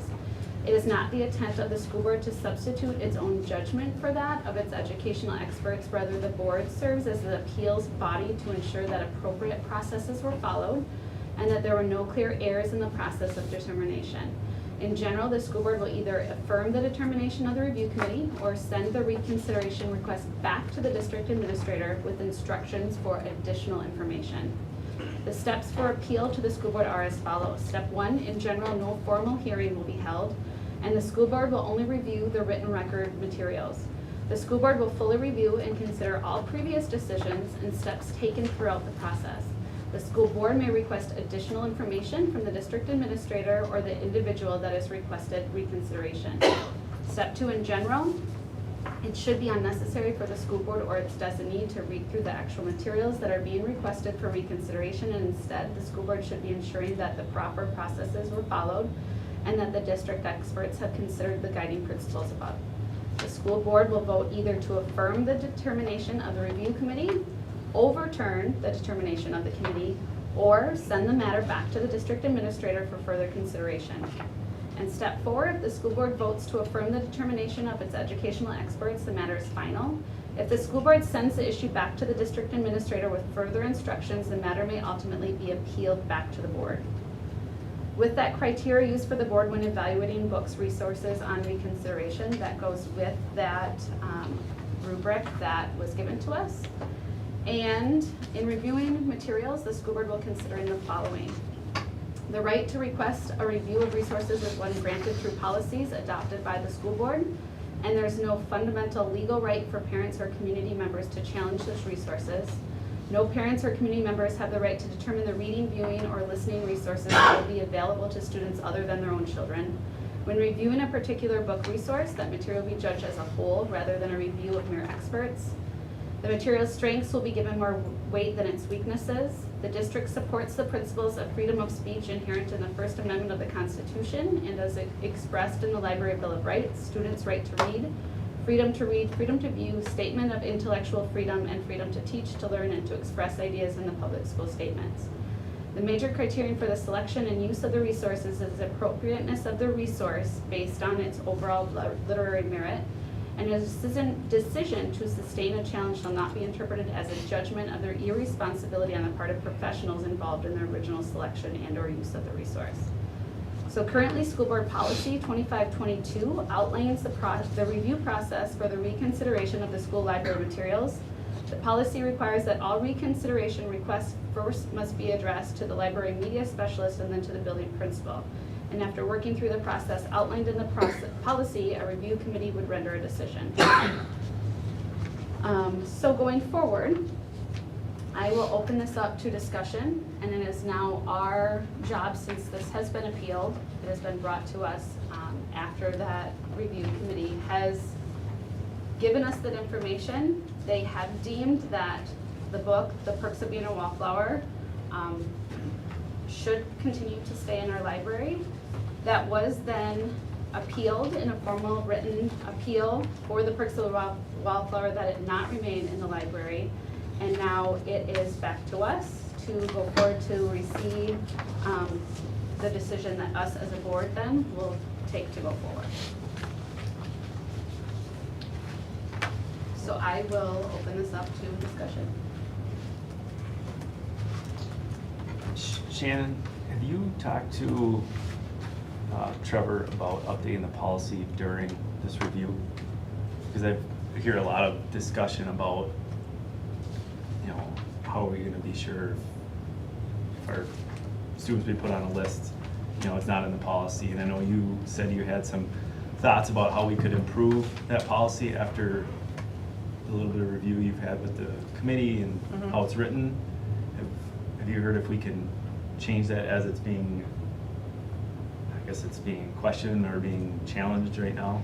Yeah, so his recommendation would be that if a board, as a board, you choose to alter the policy, he did not see a fundamental issue with that, so long as there is what he would consider solid rationale. So however you define that as a board, that's up to you. And you have some thoughts or recommendations for updates that we could maybe bring this policy back to the policy committee to look at? Or the whole group does, or we all do? Or I do. Are you looking for me to speak to that now? I'm just saying, we don't have to talk about it tonight, but I mean, I know before we were saying, oh, we don't want to update this policy until this 33 book review is done. It sounds like to me we should update that before we get to this finished review process. So I'm just trying to get it back to on the agenda. I thought we had discussed that, wasn't the last meeting, the one before, that we would go through this book and then Yes. address the policy? I just want to make sure we were clear with Trevor that it's good to update it while we have a challenge going on. So if under you current chose to bring policy. this policy back to like the July work session, Yep. Trevor indicated he would not see any level of risk with that. I guess that's what As I was an asking. example. Long-winded. Yeah. I was asking. I wouldn't say I'm prepared tonight to speak to it. No, I'm not expecting that. Okay. I just wanted to say we could bring it back to July. Sure. To discuss this further in the July work session. But as also was discussed with that, as you have kind of said, that to not, it's up for, we can definitely look at that policy as a board. However, to do it in the middle of this process with this particular book, since it's in that appeal process, it was not recommended. Right, I Correct, think that's we'll my make the decision tonight, yeah, I agree with Matt. Because this one, we went through the process and it's been appealed and came back. So for this book, we'll go through with this part of what was in the policy and what we as the board discussed. And we can put on, looking at the policy and looking at providing more verbiage, providing more guidance as far as, I think, the committee, will, you know, some of those pieces to be a little bit more clear at our next work session. So in regards to this one, I have some notes, I mean, I can start the discussion, I guess, if you want, somebody's gotta start somewhere. So I reviewed everything, I spent hours reviewing the stuff in this red packet. I tried to be as completely unbiased as I possibly could and objective. I do not support banning books, I do not support government censorship or control at all. If you know anything about me, I do not support that. But as I worked through this rubric and I worked through this information, I mean, I couldn't help but identify some questions that I have. So I understand that we agreed to this set this process that we have here. I'm not trying to introduce my opinions, but I do want to have questions that I have as I work through it. So, number one, the first thing that stood out to me was, the reviews for this particular book. And again, like, I want to remove the title, the content. Let's just discuss this book tonight. This isn't banning. This is this book that we're discussing. I looked at those reviews and I noticed they're all from 1999. So right away, they're almost 25 years old. And while they were favorable, I couldn't help but think, okay, what has changed in society in the last 24 years? And have we started to normalize some behaviors? And we've heard many, many people talk about grooming and sexual activity and speech and everything that has changed in 25 years. And I thought, okay, while those were favorable reviews 24 years ago, are they still today? And I guess that's my question to the board and us as a whole, because there's 7 different people and 7 different opinions, that I think we should put some weight in that. Is, are those reviews kind of the end-all be-all, or have we changed slightly? I don't stand to normalize any type of behavior in regards to speech, drug use, sexual behavior. I do not want that normalized in society and in the school district that my kids attend, first off. I also, as I listen to people again tonight, I can't help but thank all of the experts, and they are experts, that are on this committee, the people that even us as a board, we don't know who they are that reviewed this book, but they did take their time. They did apply their expertise and their education and their knowledge, and they rendered an opinion on this rubric. But with that said, there's also opinions in the audience that say, well, aren't we as parents experts as well? And I think that does have some weight. So I struggle with that a little bit. The first things that'll stand out to me. So if we look at the rubric, the first one, supports and is consistent with the general educational goals of the state and district. Now I noticed there's 3 agrees and there's 4 neutrals. And I have a hard time accepting the fact that 4 people on the committee could almost bow out and say they couldn't weigh either an agree or disagree. And the fact that they said neutral in that response, it almost says to me that this book doesn't support and isn't consistent with our educational goals because they didn't answer agree. So that's the first one. And I don't know if it goes back to the district to say, hey, can we speak a little bit more to that? Because I think the committee member either has to say, yes, this meets our goals, or no, this book doesn't. So that's the first one. The third descriptor on there, meets age appropriateness for reading level and maturity level. As I look through a couple of policies, so 5512 and 5530, they're in regards to tobacco use, drug prevention. So in 5512, we have a paragraph right in there, paragraph number 2, that says, the board's expectation is that the promotion and display of tobacco and related products on school property or at off-campus school-sponsored events is prohibited. The book content, in regards to tobacco use and drug use, it seems to normalize it, and it seems to contradict what our expectation is of our students. And if we don't allow our students to engage in that behavior per policy 5512, why do we want them reading and accepting that content in the book? Because if we allow that content and we allow the students to almost just agree that that's okay, it goes against what our expectation is per policy. In 5530, the drug prevention policy, it states that as an educational institution in the community, the school should strive to prevent drug use and abuse and help drug abusers through educational means, and not in a punitive manner. Now in this particular book, and I said it when I started, I read this book in its entirety because I thought that's a valuable thing. As an elected person to sit here and have to speak to this, I should know more than just the extras. So I read the book. And there's some passages and some parts in the book that it seeks to normalize, or in my opinion, seeks to normalize that drug abuse behavior.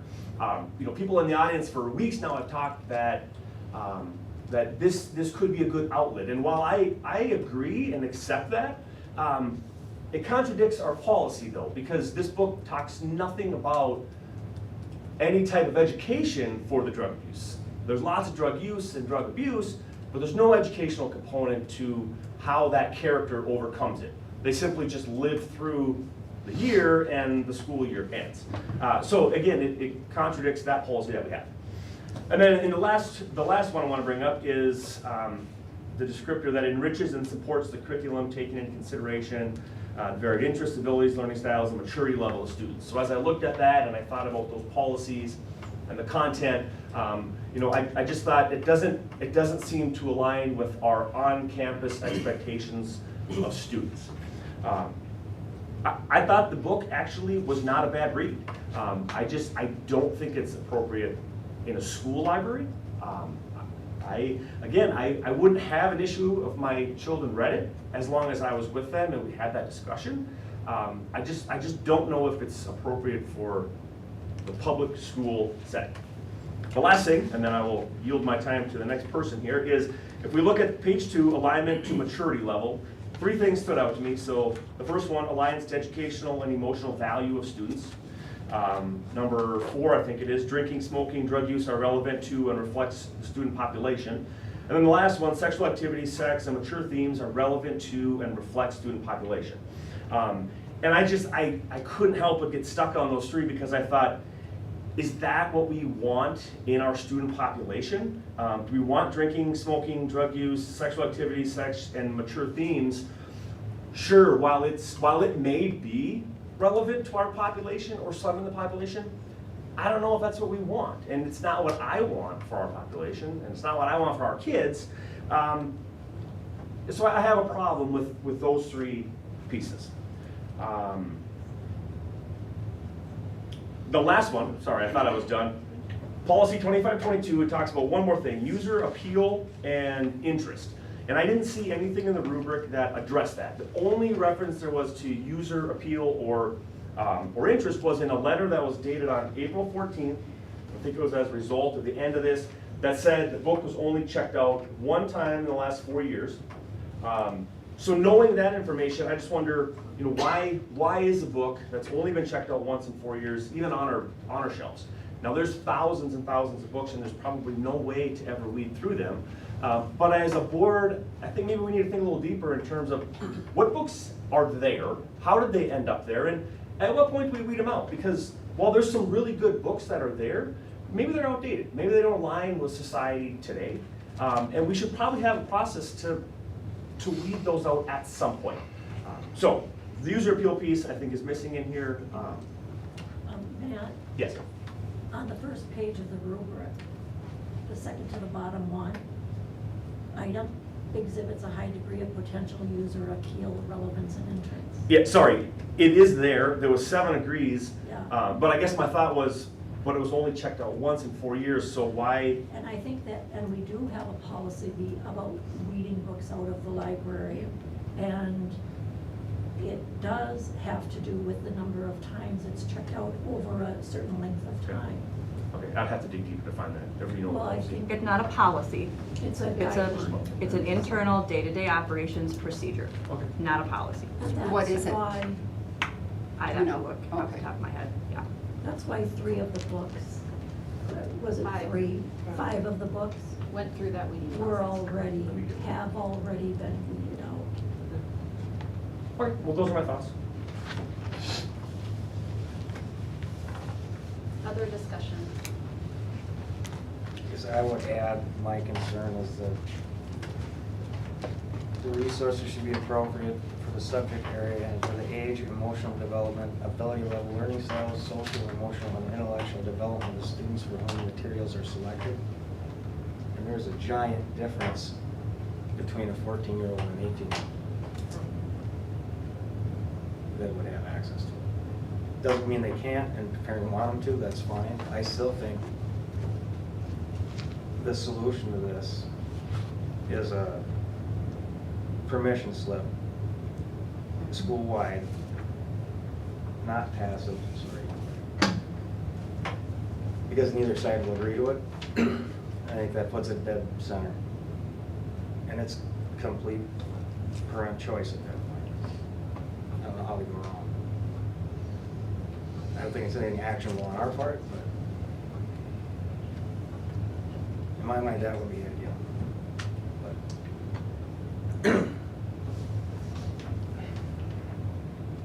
Anything Yeah, I'm just worried about the large age range, and, I mean, I would also say that if I can agree with the expert on the committee that voted against returning to the library.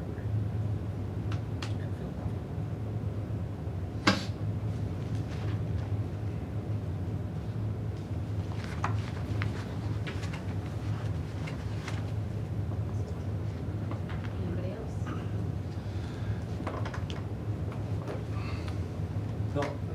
The only, I guess, feedback from the 2019 other reviews we had on there, and I guess I would say the review committee meeting in 2023 is a committee currently in our school reviewing the book now and then having this be their final recommendation. I would say, to me, would outweigh maybe the 2019 or update the 1999 update, and their initial review, and then, but I also agree with Ian that, yeah, we're all at a tough spot here. This isn't good either way. I mean, this is a tough decision, and I agree that having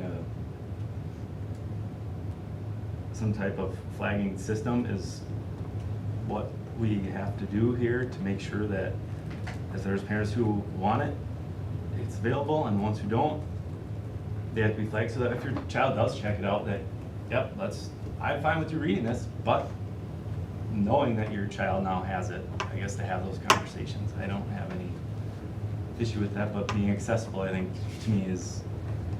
And if the students age a majority, they can sign this themselves. Yeah.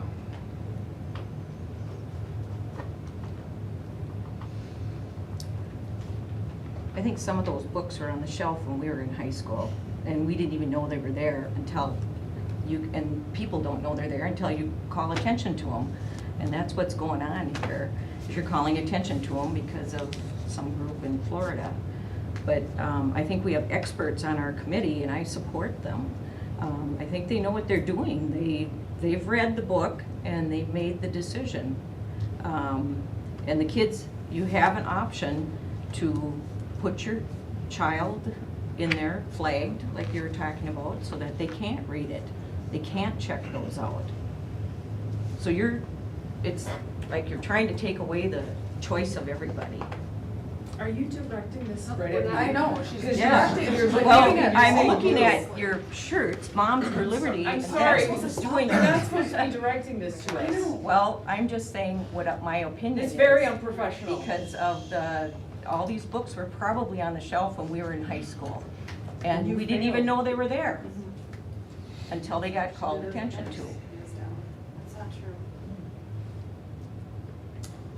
So I want to say that I appreciate absolutely every single letter, every single phone call, every single stop-in from all of you. And personally, I've read every word. I've really looked through and tried to put myself in your shoes, right? We're all parents, and there's a lot at stake when we're raising our children. And more than once I've said, it takes a village, right? And we are the village, and I just love that all of us are so passionate about taking care of our village together. I wanted to write this down to make sure I wasn't missing anything. So I think many of us will agree that this feels like a divided community of just 2 years ago. When you look around, the people in this room are your neighbors, your children's friends, families, teachers, and concerned citizens. I've received many letters and phone calls regarding our library materials, and what I'm hearing over and over is our community, our stakeholders want their concerns and voice to be heard. We are looking for transparency and solutions that are in the best interest of our kids. That's the reason that all of us are here. Our community went through a recall 2 years ago for some of these same reasons. At that time, the fallback was the board was following policy. I'm hoping what we learned from that is sometimes we need to review our policy to ensure a positive outcome for everyone. This issue has taken many hours away from our admin team, teachers, and school staff. Hours that they are not able to do the job that we hired and are paying them to do. Many districts have a curriculum review committee that meets monthly and reports back to the board. This committee is made up of people from our district, parents, and community. I would like to see our curriculum director spearhead this committee, select a cross-section of our stakeholders, and let them determine criteria to be on the committee. This committee would create the rubric, and they would then review the challenge library materials, potential purchases, have a voice as we go through our curriculum cycles. Then, make recommendations to our administration and the board. This is not to take away anything from our awesome educators, but to support them, provide feedback, and give our stakeholders a voice at the table, not make final decisions. We need to be solution-minded, not divided. We involve our community in the strategic plan, but I think this is even more important. This process provides transparency and gives the stakeholders a voice, which right now I'm hearing across the board they don't feel that they have. I would like to take this off the plate of teachers and administrators. We need to get them back to be able to do their job. This committee would also likely be able to speed up the current review process. I don't feel a decision should be made until we have a wider view to determine our community's needs and what is appropriate and acceptable.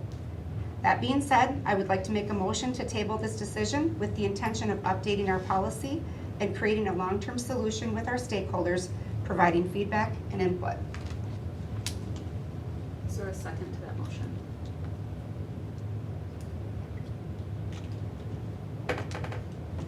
So since there's no second, I'll second that.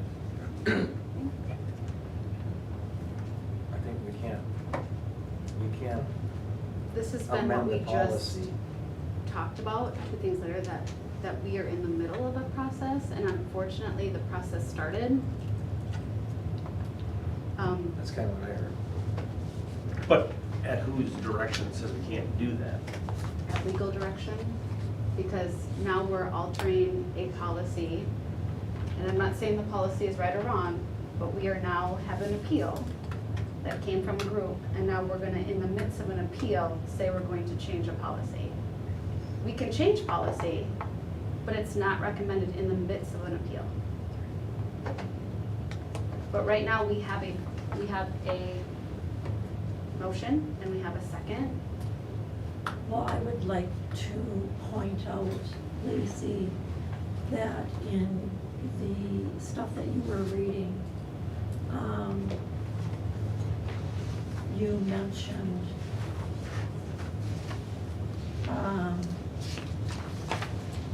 the district supports the principles of freedom of speech inherent in the First Amendment of the Constitution and as expressed by the Library Bill of Rights, students' right to read, freedom to view, statement of intellectual freedom, freedom to teach, to learn, and to express ideas in the public schools.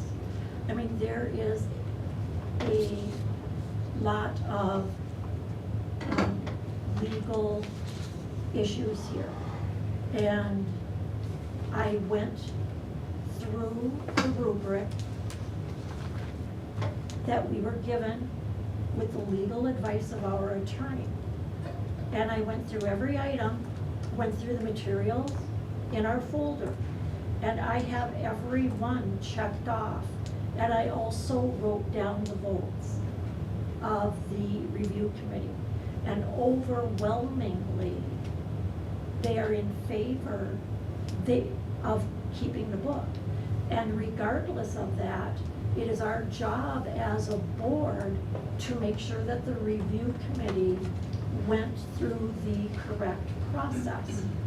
And there is no doubt in my mind that they did. And there is no doubt in my mind that if we start pulling books because of individuals' personal feelings, we will be setting the district up for a lawsuit. And it is our responsibility as board members to do what's best for the district, all the children in the district, and using funds appropriately. Which reminds me, a couple meetings ago, I think it was the May 15th meeting, Ian, I think, asked Shannon, and I'm sorry you may not have this for us off the top of your head, but Ian, you asked about, there was discussion about, and Lacey, you had brought up, is there a way that we can come to a compromise? And Ian asked if you could reach out to some people. And was there any movement forward regarding reaching a compromise? In terms of with the petitioners, Yes. I didn't reach out. No. I want to get through this book, and then we can do policy, we can do all those things, because, well, I'm gonna leave it at that. I think a decision has to be made about the book, and whatever the decision is, the decision's a decision, but this has been now months and months and months, and not intentionally drawn out. It's the way that this has kind of worked, is we've been working through this the best we can. So that can also be added to the July work session, if that's, like, happy to do that. I'd like to go back to the motion that's on the table as far as waiting. And I do want to go back to, this policy was a new policy, and it was adopted November 21st, 22. All 7 of us were on the board at that time. And I think we all need to take a little responsibility, because 3 of us were on the policy committee and met with Chris from Neola. And he gave, I believe, options for this new policy. And we all, and we're all guilty of it. Right now, we're saying, hey, this policy isn't great, we need to look at it. But all 7 of us approved this policy. There was nobody who did not approve the policy, and 3 of us sat with Chris from Neola looking at options from this. So as much as I want to say, well, we're gonna put it on the table, we approved this. And do I think, I 100% agree that there's things that need to be added to this policy. I've lost sleep. I care deeply about both sides of what things have said. I truly, truly do. And I'm a little bit like, hey, when that came up, we should have maybe been a little bit more thoughtful. I think that a lot of people, we want to say, oh, this group, or, and I think everybody needs to take a little bit of look at themselves and say, hey, what all are we thinking? I said that to somebody, and I said, this is a policy that we were in charge of, and it was brought back that, well, this is new, we haven't dealt with this. Book banning has been going on. The first book ban, as I'm looking at things, it was started in 1637. This is not a new thing. What our processes have changed. What are things that have come, somebody said in public comment, Huckleberry Finn, it's been banned in several schools. And many books that have been banned, and I just even, as I'm looking through this today, I'm like, oh, I read that as a kid, Wrinkle in Time, Lord of the Flies. I love that the student had talked about Percy Jackson, and it's not banned, but as they're reaching out, there's a lot of books, right now, Harry Potter. A lot of our kids have read Harry Potter, unfortunately, or fortunately, wherever you stand, that's been banned in a lot of places. So for us to say, oh, we didn't know, this is new, this is not new. Is it new to Somerset? Yeah. And do we need to have a better process in dealing with it? Yeah. But right now, unfortunately, we have a book on the table, and we have a policy, and we are in the middle of that process. And that doesn't mean that I agree necessarily with that policy. I guess we all did at one point, because we all voted for the policy to go back, and it's on our board policies. So as far as that piece of the actual motion that's on the table, that's where I stand. Vote on that one. So with that motion to table and get more, can you repeat the motion? I'm sorry. Well, we could have Alicia read it. Can we? Oh, can you read read it again? Sure. I would like to make a motion to table this discussion with the intention of updating our policy and creating a long-term solution with our stakeholders, providing feedback and input. So involving our parents, who also have the same rights as our children. Is that in with your motion involving the last part? No. Okay. So we'll do a roll call vote as the motion that is on the table with, we'll start with Lori. Well, it would go against our legal advice, so I say no. Ian? No.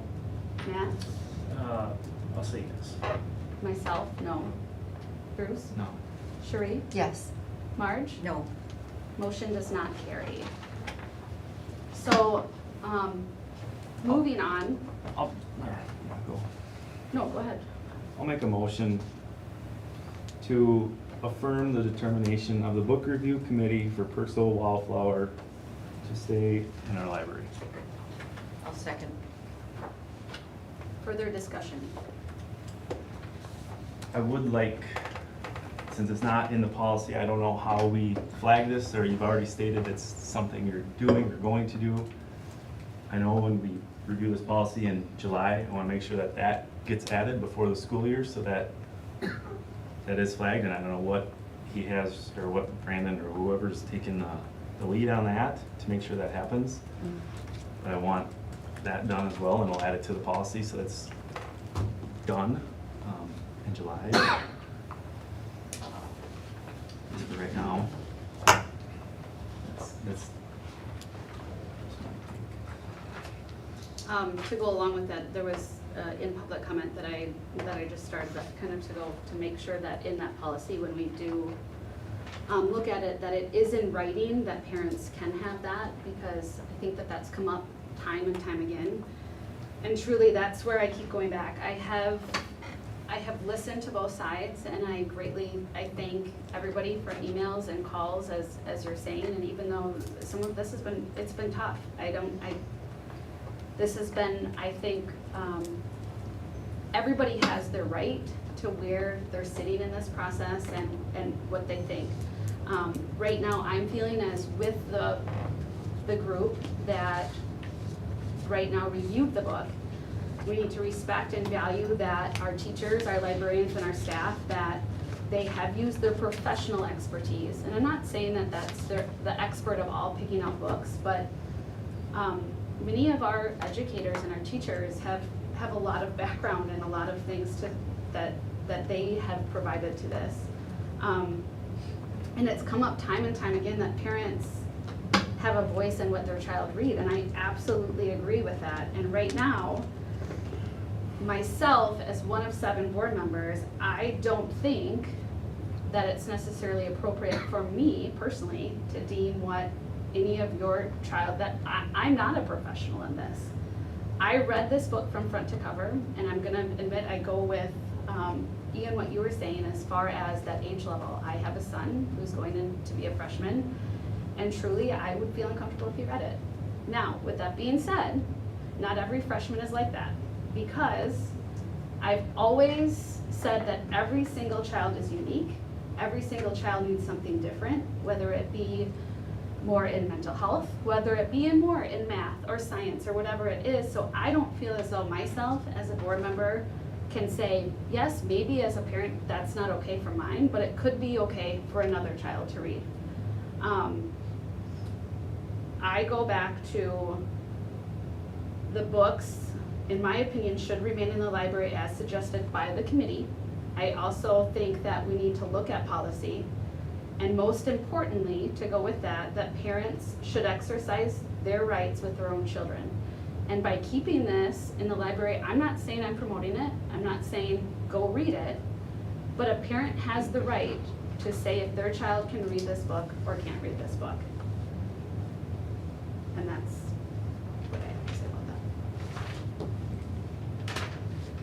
And if you look at the people who are on that committee, I mean, we're talking about our district curriculum specialist, we're talking about our media center specialist, we're talking about the reading specialist for the entire district. To say that they don't have expertise, I think is just wrong. They do.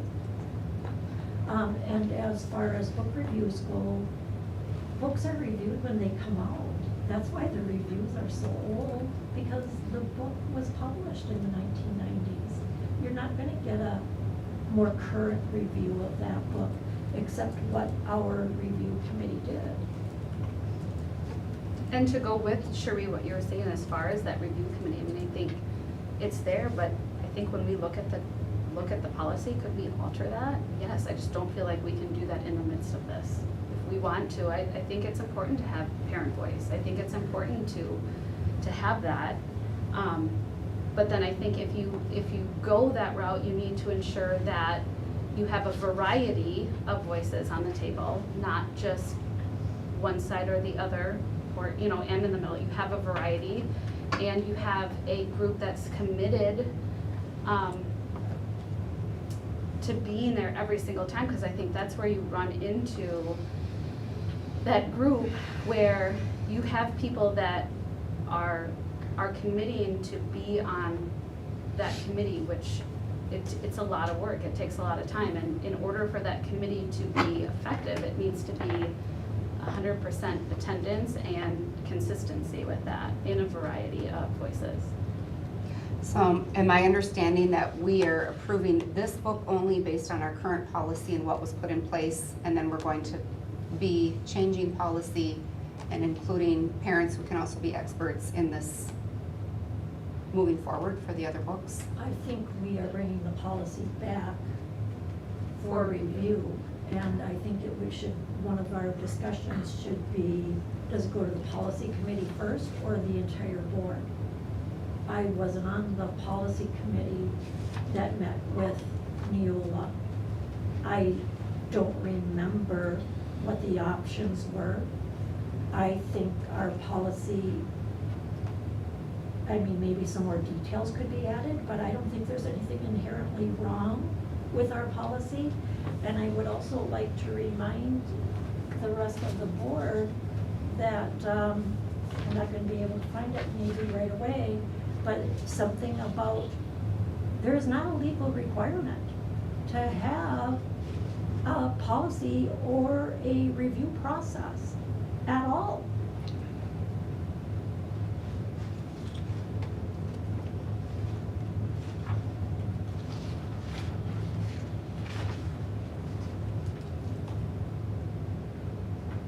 Anything else as far as discussion?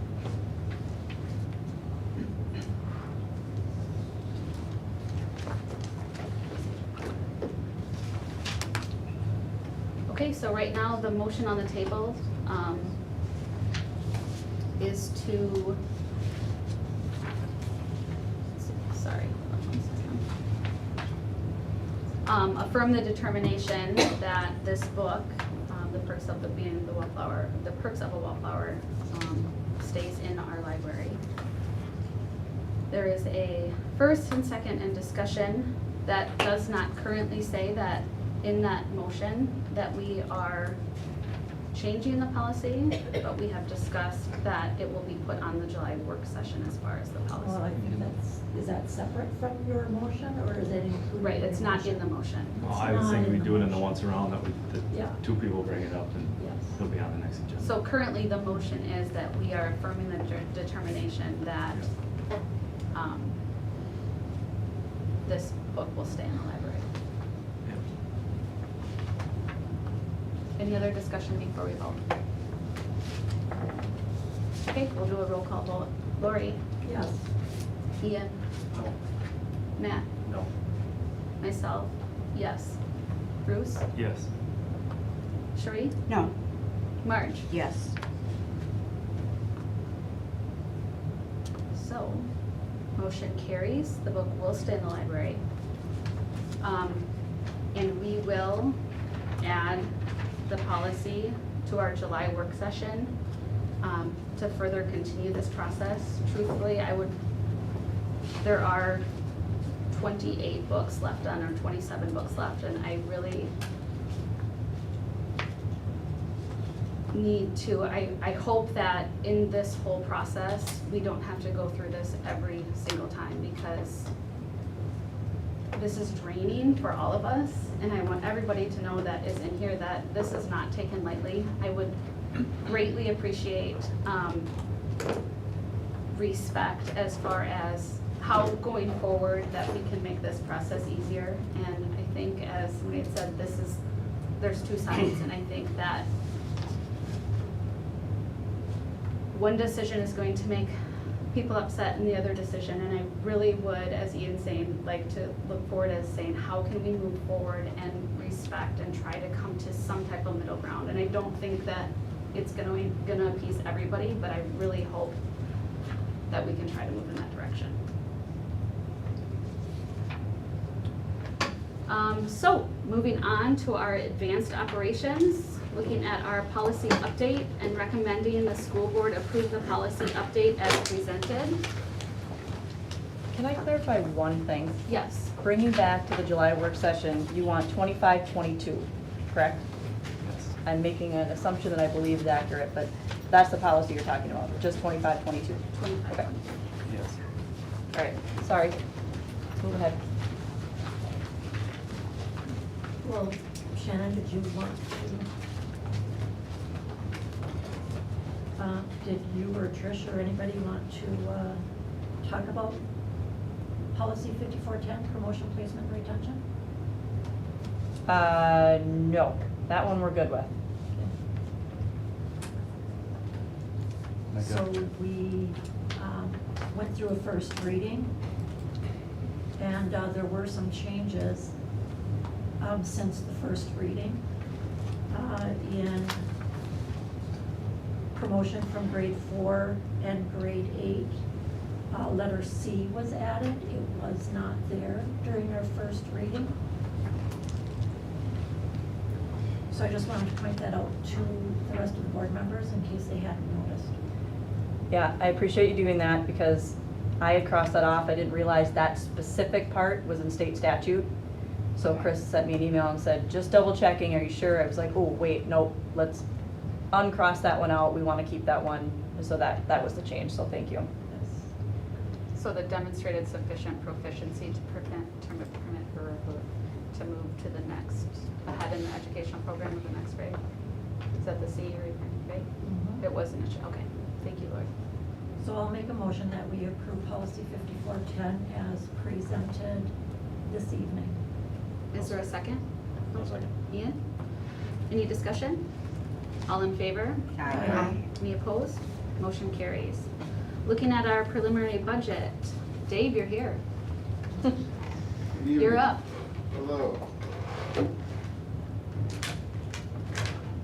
Preliminary budget. So this is a step that we do each June here in Somerset. It's something that's not required, but it's something that we've done since I've been here. It's a way to make sure that we're keeping up with where we are in the process. And so if you look back, you'll see every budget we have approved in June changes, and it's different by the time we approve our final budget in October for this school year, and that's normal.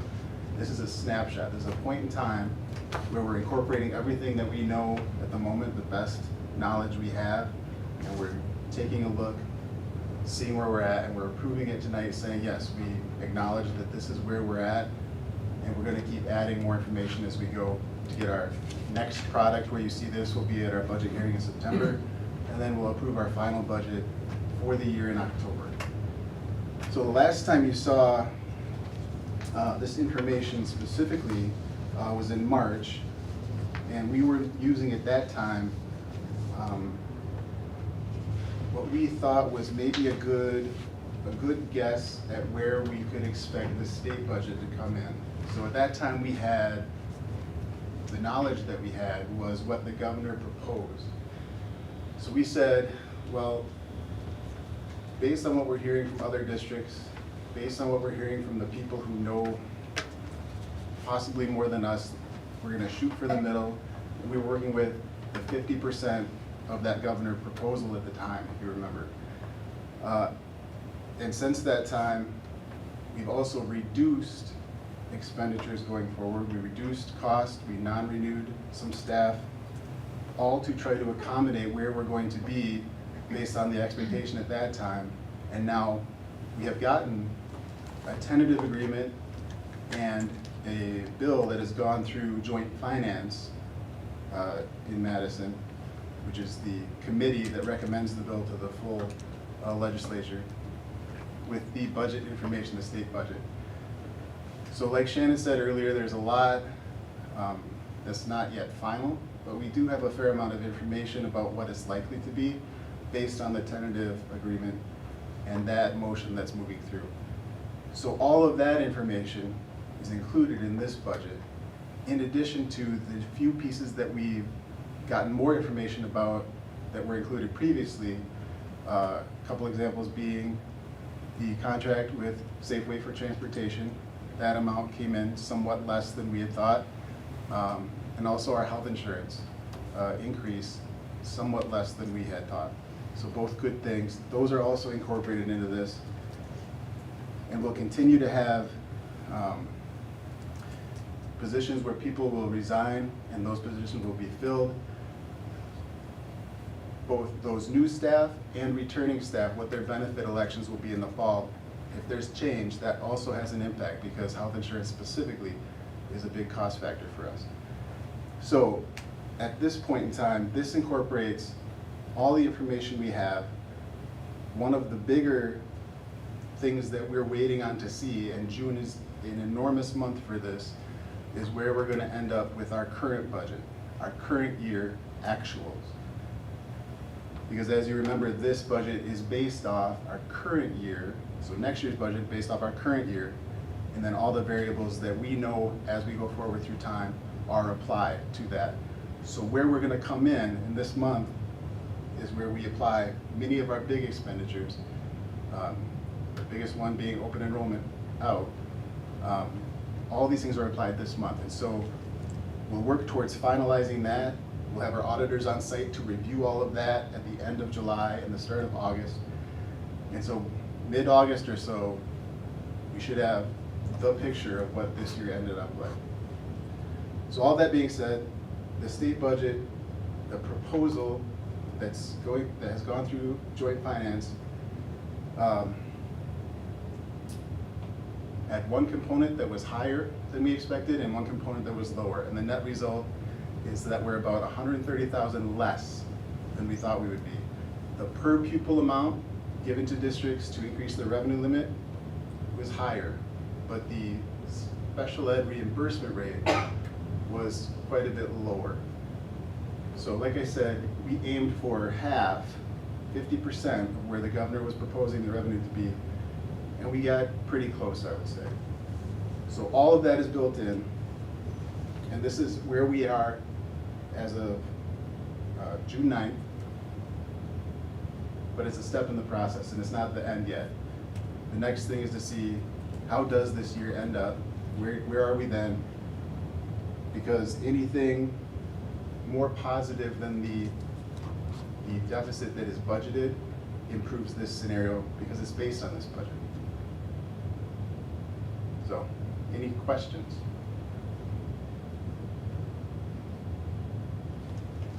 When would you have the June update? You mean the actual to budget? Yeah, I mean, again, if we're gonna approve another $500,000 overage.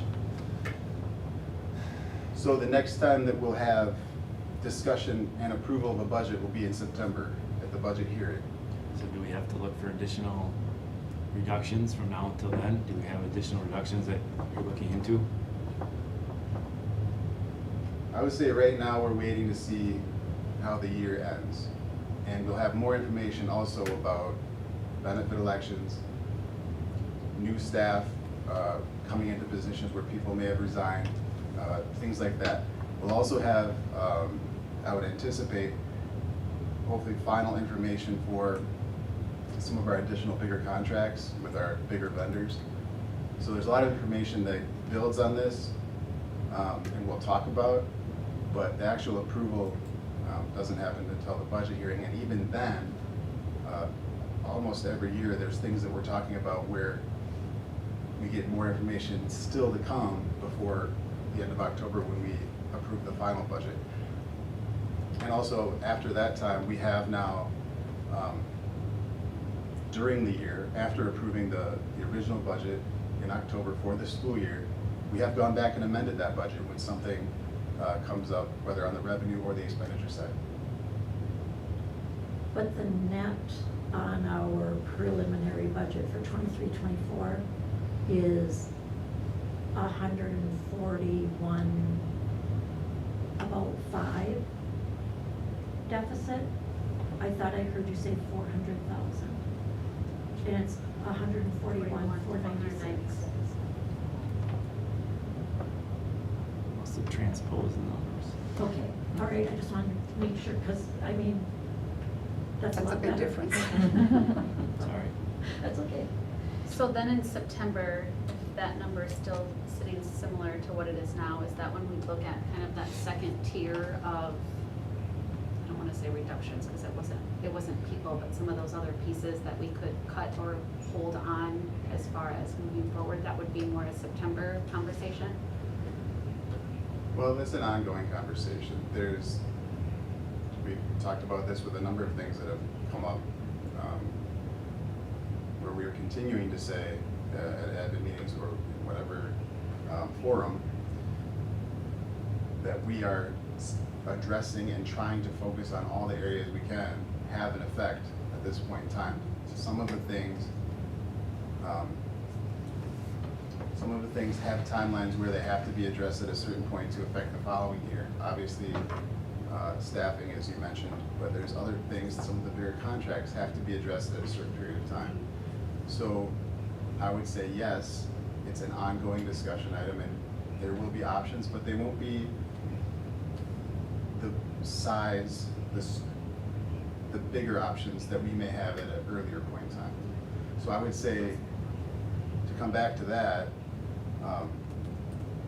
when we looked at this based on the information we had and what we guessed might be the state revenue, it was a little over 1.4 million. And we made reductions that, if you remember, were 1.3 something, right? So we didn't get quite there, but there's a lot of information yet to be put into this that will give us a better picture.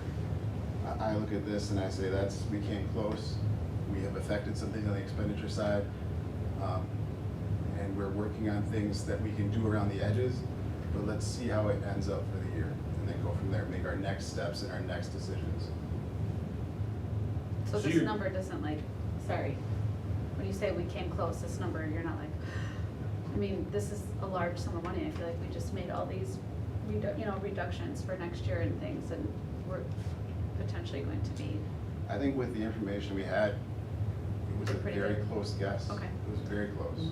And if you look, Lacey, the fund balance still went up about $300,000, and our percent went up by about 2.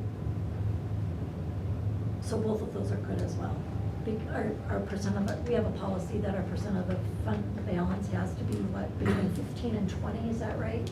15 and 25. 15 and 25.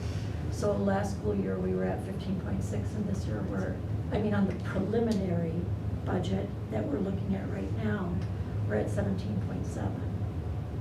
So those are improvements as well. So ultimately, you're good with this net as it sits today, knowing there are still some more changes. Well, and you're good with this, and we're gonna get closer. Right? Well, what I'm saying is, there's not a lot to do at this moment. This is the information we have, and I am happy that we had a reasonable guess at what the revenue was proposed at that time. All we knew was what the governor proposed. We didn't know what the legislature would agree to. Now we have this tentative agreement that's likely to occur, and we're close. So I'm happy with that. Now I very much am looking forward to adding more to this as we get more information, and I'm hopeful that this negative becomes a positive and we can do different things with this budget going forward. I have a question. I don't really understand what you said, I'm sorry. Okay. So we have a net loss, right? We have a net loss of And the both the fund balance projection. went up? No, she was referring to a previous preliminary budget, I believe. It looks better now than it did before. Yeah. All right, makes sense. If you I look, was comparing to last year's preliminary budget. yep. And even if you look at this year's budget, 22-23, and this preliminary budget, the percentage of fund balance is increasing because you divide by expenditure, and expenditures are And expenditures are decreasing, so that helps make your percentage go up as well. That makes sense. Sorry, Any other questions for Dave? So you're looking right now that we approve the 23-24 preliminary budget as presented. Yes, and I would add one last thing. I did mention that this isn't a requirement, but one thing that approving a budget for the upcoming year allows us to do is to officially be able to borrow money. So we have a line of credit, and we usually do the paperwork immediately following our budget hearing, because that is an official approval as well. We have 3 official approvals in Somerset for the budget for the upcoming year.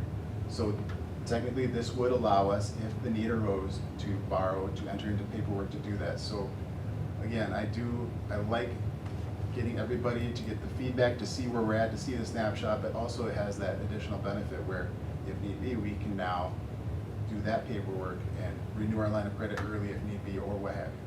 So yes, we would approve the budget as presented. So is there a motion to do so? I will make a motion to approve the 2023-24 preliminary budget as presented. Is there a second? I'll second. Any further discussion? All in favor? Aye. Any opposed? Motion carries. Okay, thank you, Dave. Thank you. Next on our agenda is the recommendation for architect. We received information on this that was sent. Shannon, do you wanna, or? Yeah, people I on the can committee talk wanna about it, speak and more then to if this? Bruce and Ian and Dave want to chime in too. So, last week, our committee held interviews for the architect for our upcoming referendum projects. I had sent the board some information where you were able to access the 4 proposals that we received through RFP. We did bring in all 4 of those companies for interviews. I won't go through all of the details again, but I outlined kind of what that process was. And then ultimately providing some information why we are recommending Wold Architects and Engineers to be our architect for the upcoming projects. So happy to answer questions. I know again Bruce, Ian, and Dave and Tim Stitch were part of those interviews as well. A lot of expertise in the room, so I was thankful that they were there. So I don't know if you guys want to speak at all to either the process or the recommendation. I didn't receive any questions, so. Process was pretty thorough, there were a lot of good questions. I think my biggest thing going, deciding that Wold was best was just the transparency in his pricing. I was confident that it includes everything up until abatement, which isn't going to be an issue ever. And to me, the other numbers aren't quite that clear.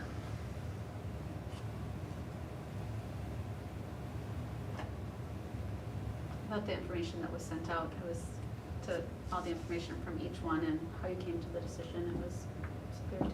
So thank you guys for putting in the time to do that. Any other questions with that, or any? I'll make a motion to approve Wold Architects as our architect. Is there a second? I'll second. Any discussion? All in favor? Aye. Any opposed? Motion carries. Okay, going One forward. quick thing before we Yes. go on, so I have phase 2 of, okay, architect is good. We are interviewing for construction manager this Thursday. So again, same group will be going through that process as well. Just want to get kind of your initial thoughts on, so the timing from when we hold the interviews Thursday, there's quite a bit of time then between Thursday until our next meeting. And wondering if you have a flavor for if the committee has a recommendation, if you are comfortable with us at least kind of moving forward with that process, certainly bringing it back in July. But that is a big chunk of time that we prefer not to kind of just sit idle, and also making those companies kind of wait. I know Wold is eager to get moving. You know, Vaughn said, you know, pending board approval tonight, let's get some tours set up. I mean, he's ready to start the design process, and obviously the construction manager is a big piece of that. So wanted to throw that out there, just your comfort of, you know, the committee going through that process, feeling comfortable with the recommendation. If we could at least start that with the company that's chosen, I can certainly send another memo similar to this so you have some information. but hoping not to have to wait until the July 10th meeting to officially kind of begin that work. So just wanted to throw out thoughts if you had any concerns or if you're good with I'm in favor of keep that. the train I would be moving. comfortable with that as well. Well, would anybody entertain the idea of having a special session to address that issue so that it is transparent to the community? And Might be that appropriate, I agree with that. we're going through the policy steps that we have in place for such a huge investment? I'm happy to have a special session. Could I suggest Tuesday or Wednesday, the 27th or 28th? I won't be able to on Wednesday. The 27th then? I think so. Is that, And we could call in as well, correct? so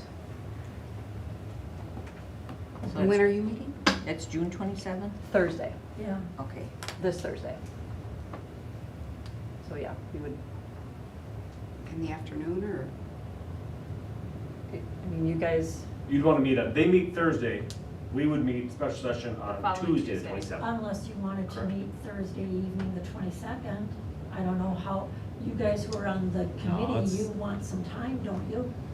Or Yeah, I no? mean, there can be some additional questions we want feedback for, so I think. Is we're not Tuesday gonna- too soon? No, Tuesday should be fine, they'll get back to us, anything prior to that. I would be available on the 27th and comfortable doing a special session to address. I mean, that's for Tuesday. What time? What time for those of you who are traveling from the Twin Cities or other areas, what time works for you? I would be calling in and I would only be available till 6:15. 5 o'clock only or until? Only, like by calling in though. So you won't be I have- available before 6:15? I would be available until 6:15, but I will be calling in because I'll be en route to another meeting. 5 o'clock. Bruce, you say 5? Yeah. I think you're 5. You do 5 if I come with my errands, Laura. Well, maybe we should Just make as- it 5:30. This is the only item on it, right? I believe so. It would be the only. Yeah, one I on don't the think we would special add session. any more. 5:30 would work better for me than 5. What's that? 5:30 would work better than 5.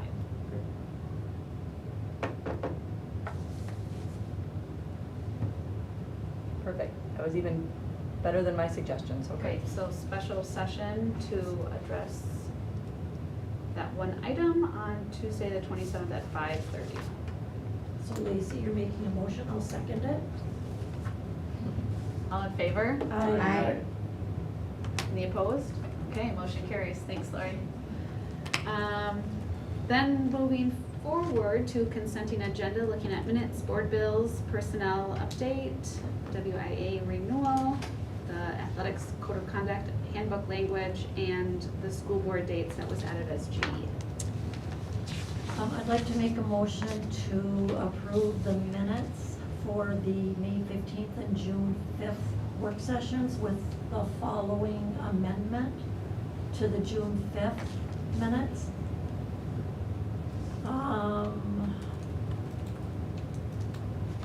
Yeah, under the heading of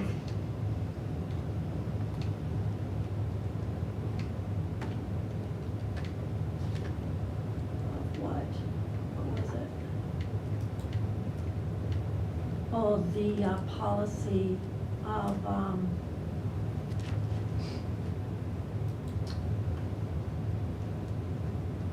topics for action.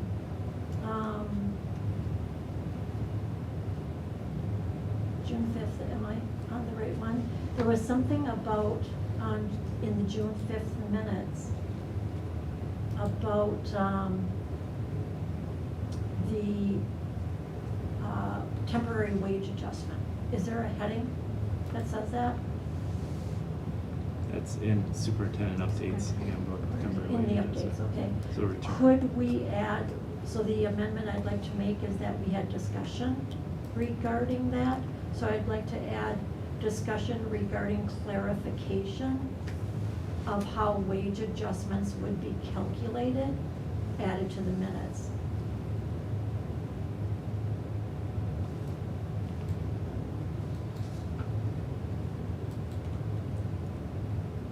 Any other adjustments? Is there a second to that motion? A second. Any further discussion? All in favor? Aye. Any opposed? Motion carries. Moving on to our general information, our next work session is July 10th. I only did A. I'm Yeah. sorry, I'm sorry. I'll make a motion to approve 6B, 1C1, D1, E1, F1, G. Second, Ian second. Any further discussion with that? Yes, the handbook language. The memo that's attached is not what Shannon is recommending, is that correct? Right. So in front of you, you have kind of the updated recommendation, if you will. So you can see I struck out what the original recommendation was, replaced it with some more clarifying verbiage. Lori and I had some communication about just how to make this a little bit more clear. So after Jody and I kind of worked through it a little bit, this is the newer update of what we're recommending for this handbook language adjustment, if that makes sense. So that will. I can link it if helpful. I didn't on purpose because I didn't want to confuse things. I wanted you to see, here's what it was, gave you the hard copy of, here's the slight change. So is It's this the one certainly we're not. approving? Huh? This the one we're approving? Yes, so this is what I'm recommending that you approve. It's not a significant change by any means, but it does clear up some of the verbiage that was discussed at our last one. brought up last time, yeah. And regarding the new language, one of the things that I found confusing in the original was the term next step. And I'm wondering if we could just remove that word next. So it read, the district administrator may temporarily authorize a wage adjustment to the higher pay grade at the step in the salary schedule. Sure. And then instead of saying for that position, because I think that was part of the confusion as well, if we said for the assigned position.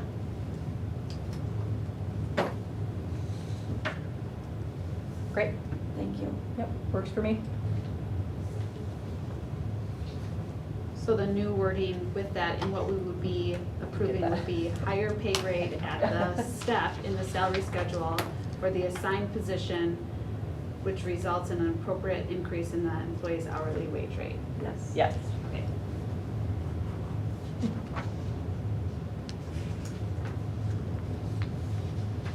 Okay, I'm like, so we had a motion for that adjustment, wait, and a second? Sorry, we're, I'll second. We had a With motion the- for the consent agenda, B through G. with that change. I wasn't part of it. I didn't make a motion for the amendment. I just discussed it. Okay. So I'd like to make a motion that we amend what is attached to the agenda to reflect what we have all just read. And Alicia, I can send you a email of that if you'd like. That would be great. Is there a second? I second. Any further discussion? All in favor? Aye. Any opposed? Okay, motion carries as amended. Now moving forward to our general information, July 10th is our work session, July 24th will be our regular session with listening session 30 minutes prior. And then moving around to our once around the table. Bruce, you want to start us out? Sure. I'm excited to hear that we have good news for some of our initial 4 exam and to hear that feedback in July. That's awesome. Thanks. Sheree? I just want to reiterate, I am very hopeful that we can bring our community together and get them involved in our review process with our curriculum. We approved our strategic plan this evening, and getting our parents involved and helping alleviate some of that stress from our administration completely aligns with a number of our pillars. And so it is my hope that we can let their voices be heard and help them take some of that burden away from our staff and administration. Marge? Nothing. Lori? I'd like to bring back to the entire board policy 2522 for review, rather than have it go to the policy committee first. I agree with that. I would say third. So I would like Shannon, if you could, to reach out to Chris from Neola and get the original. So it's already in the draft. I had done Okay, that yeah, already, you so you told us should be that. able to see it I now. forgot. Yep. You told us that. Thank you. Yep.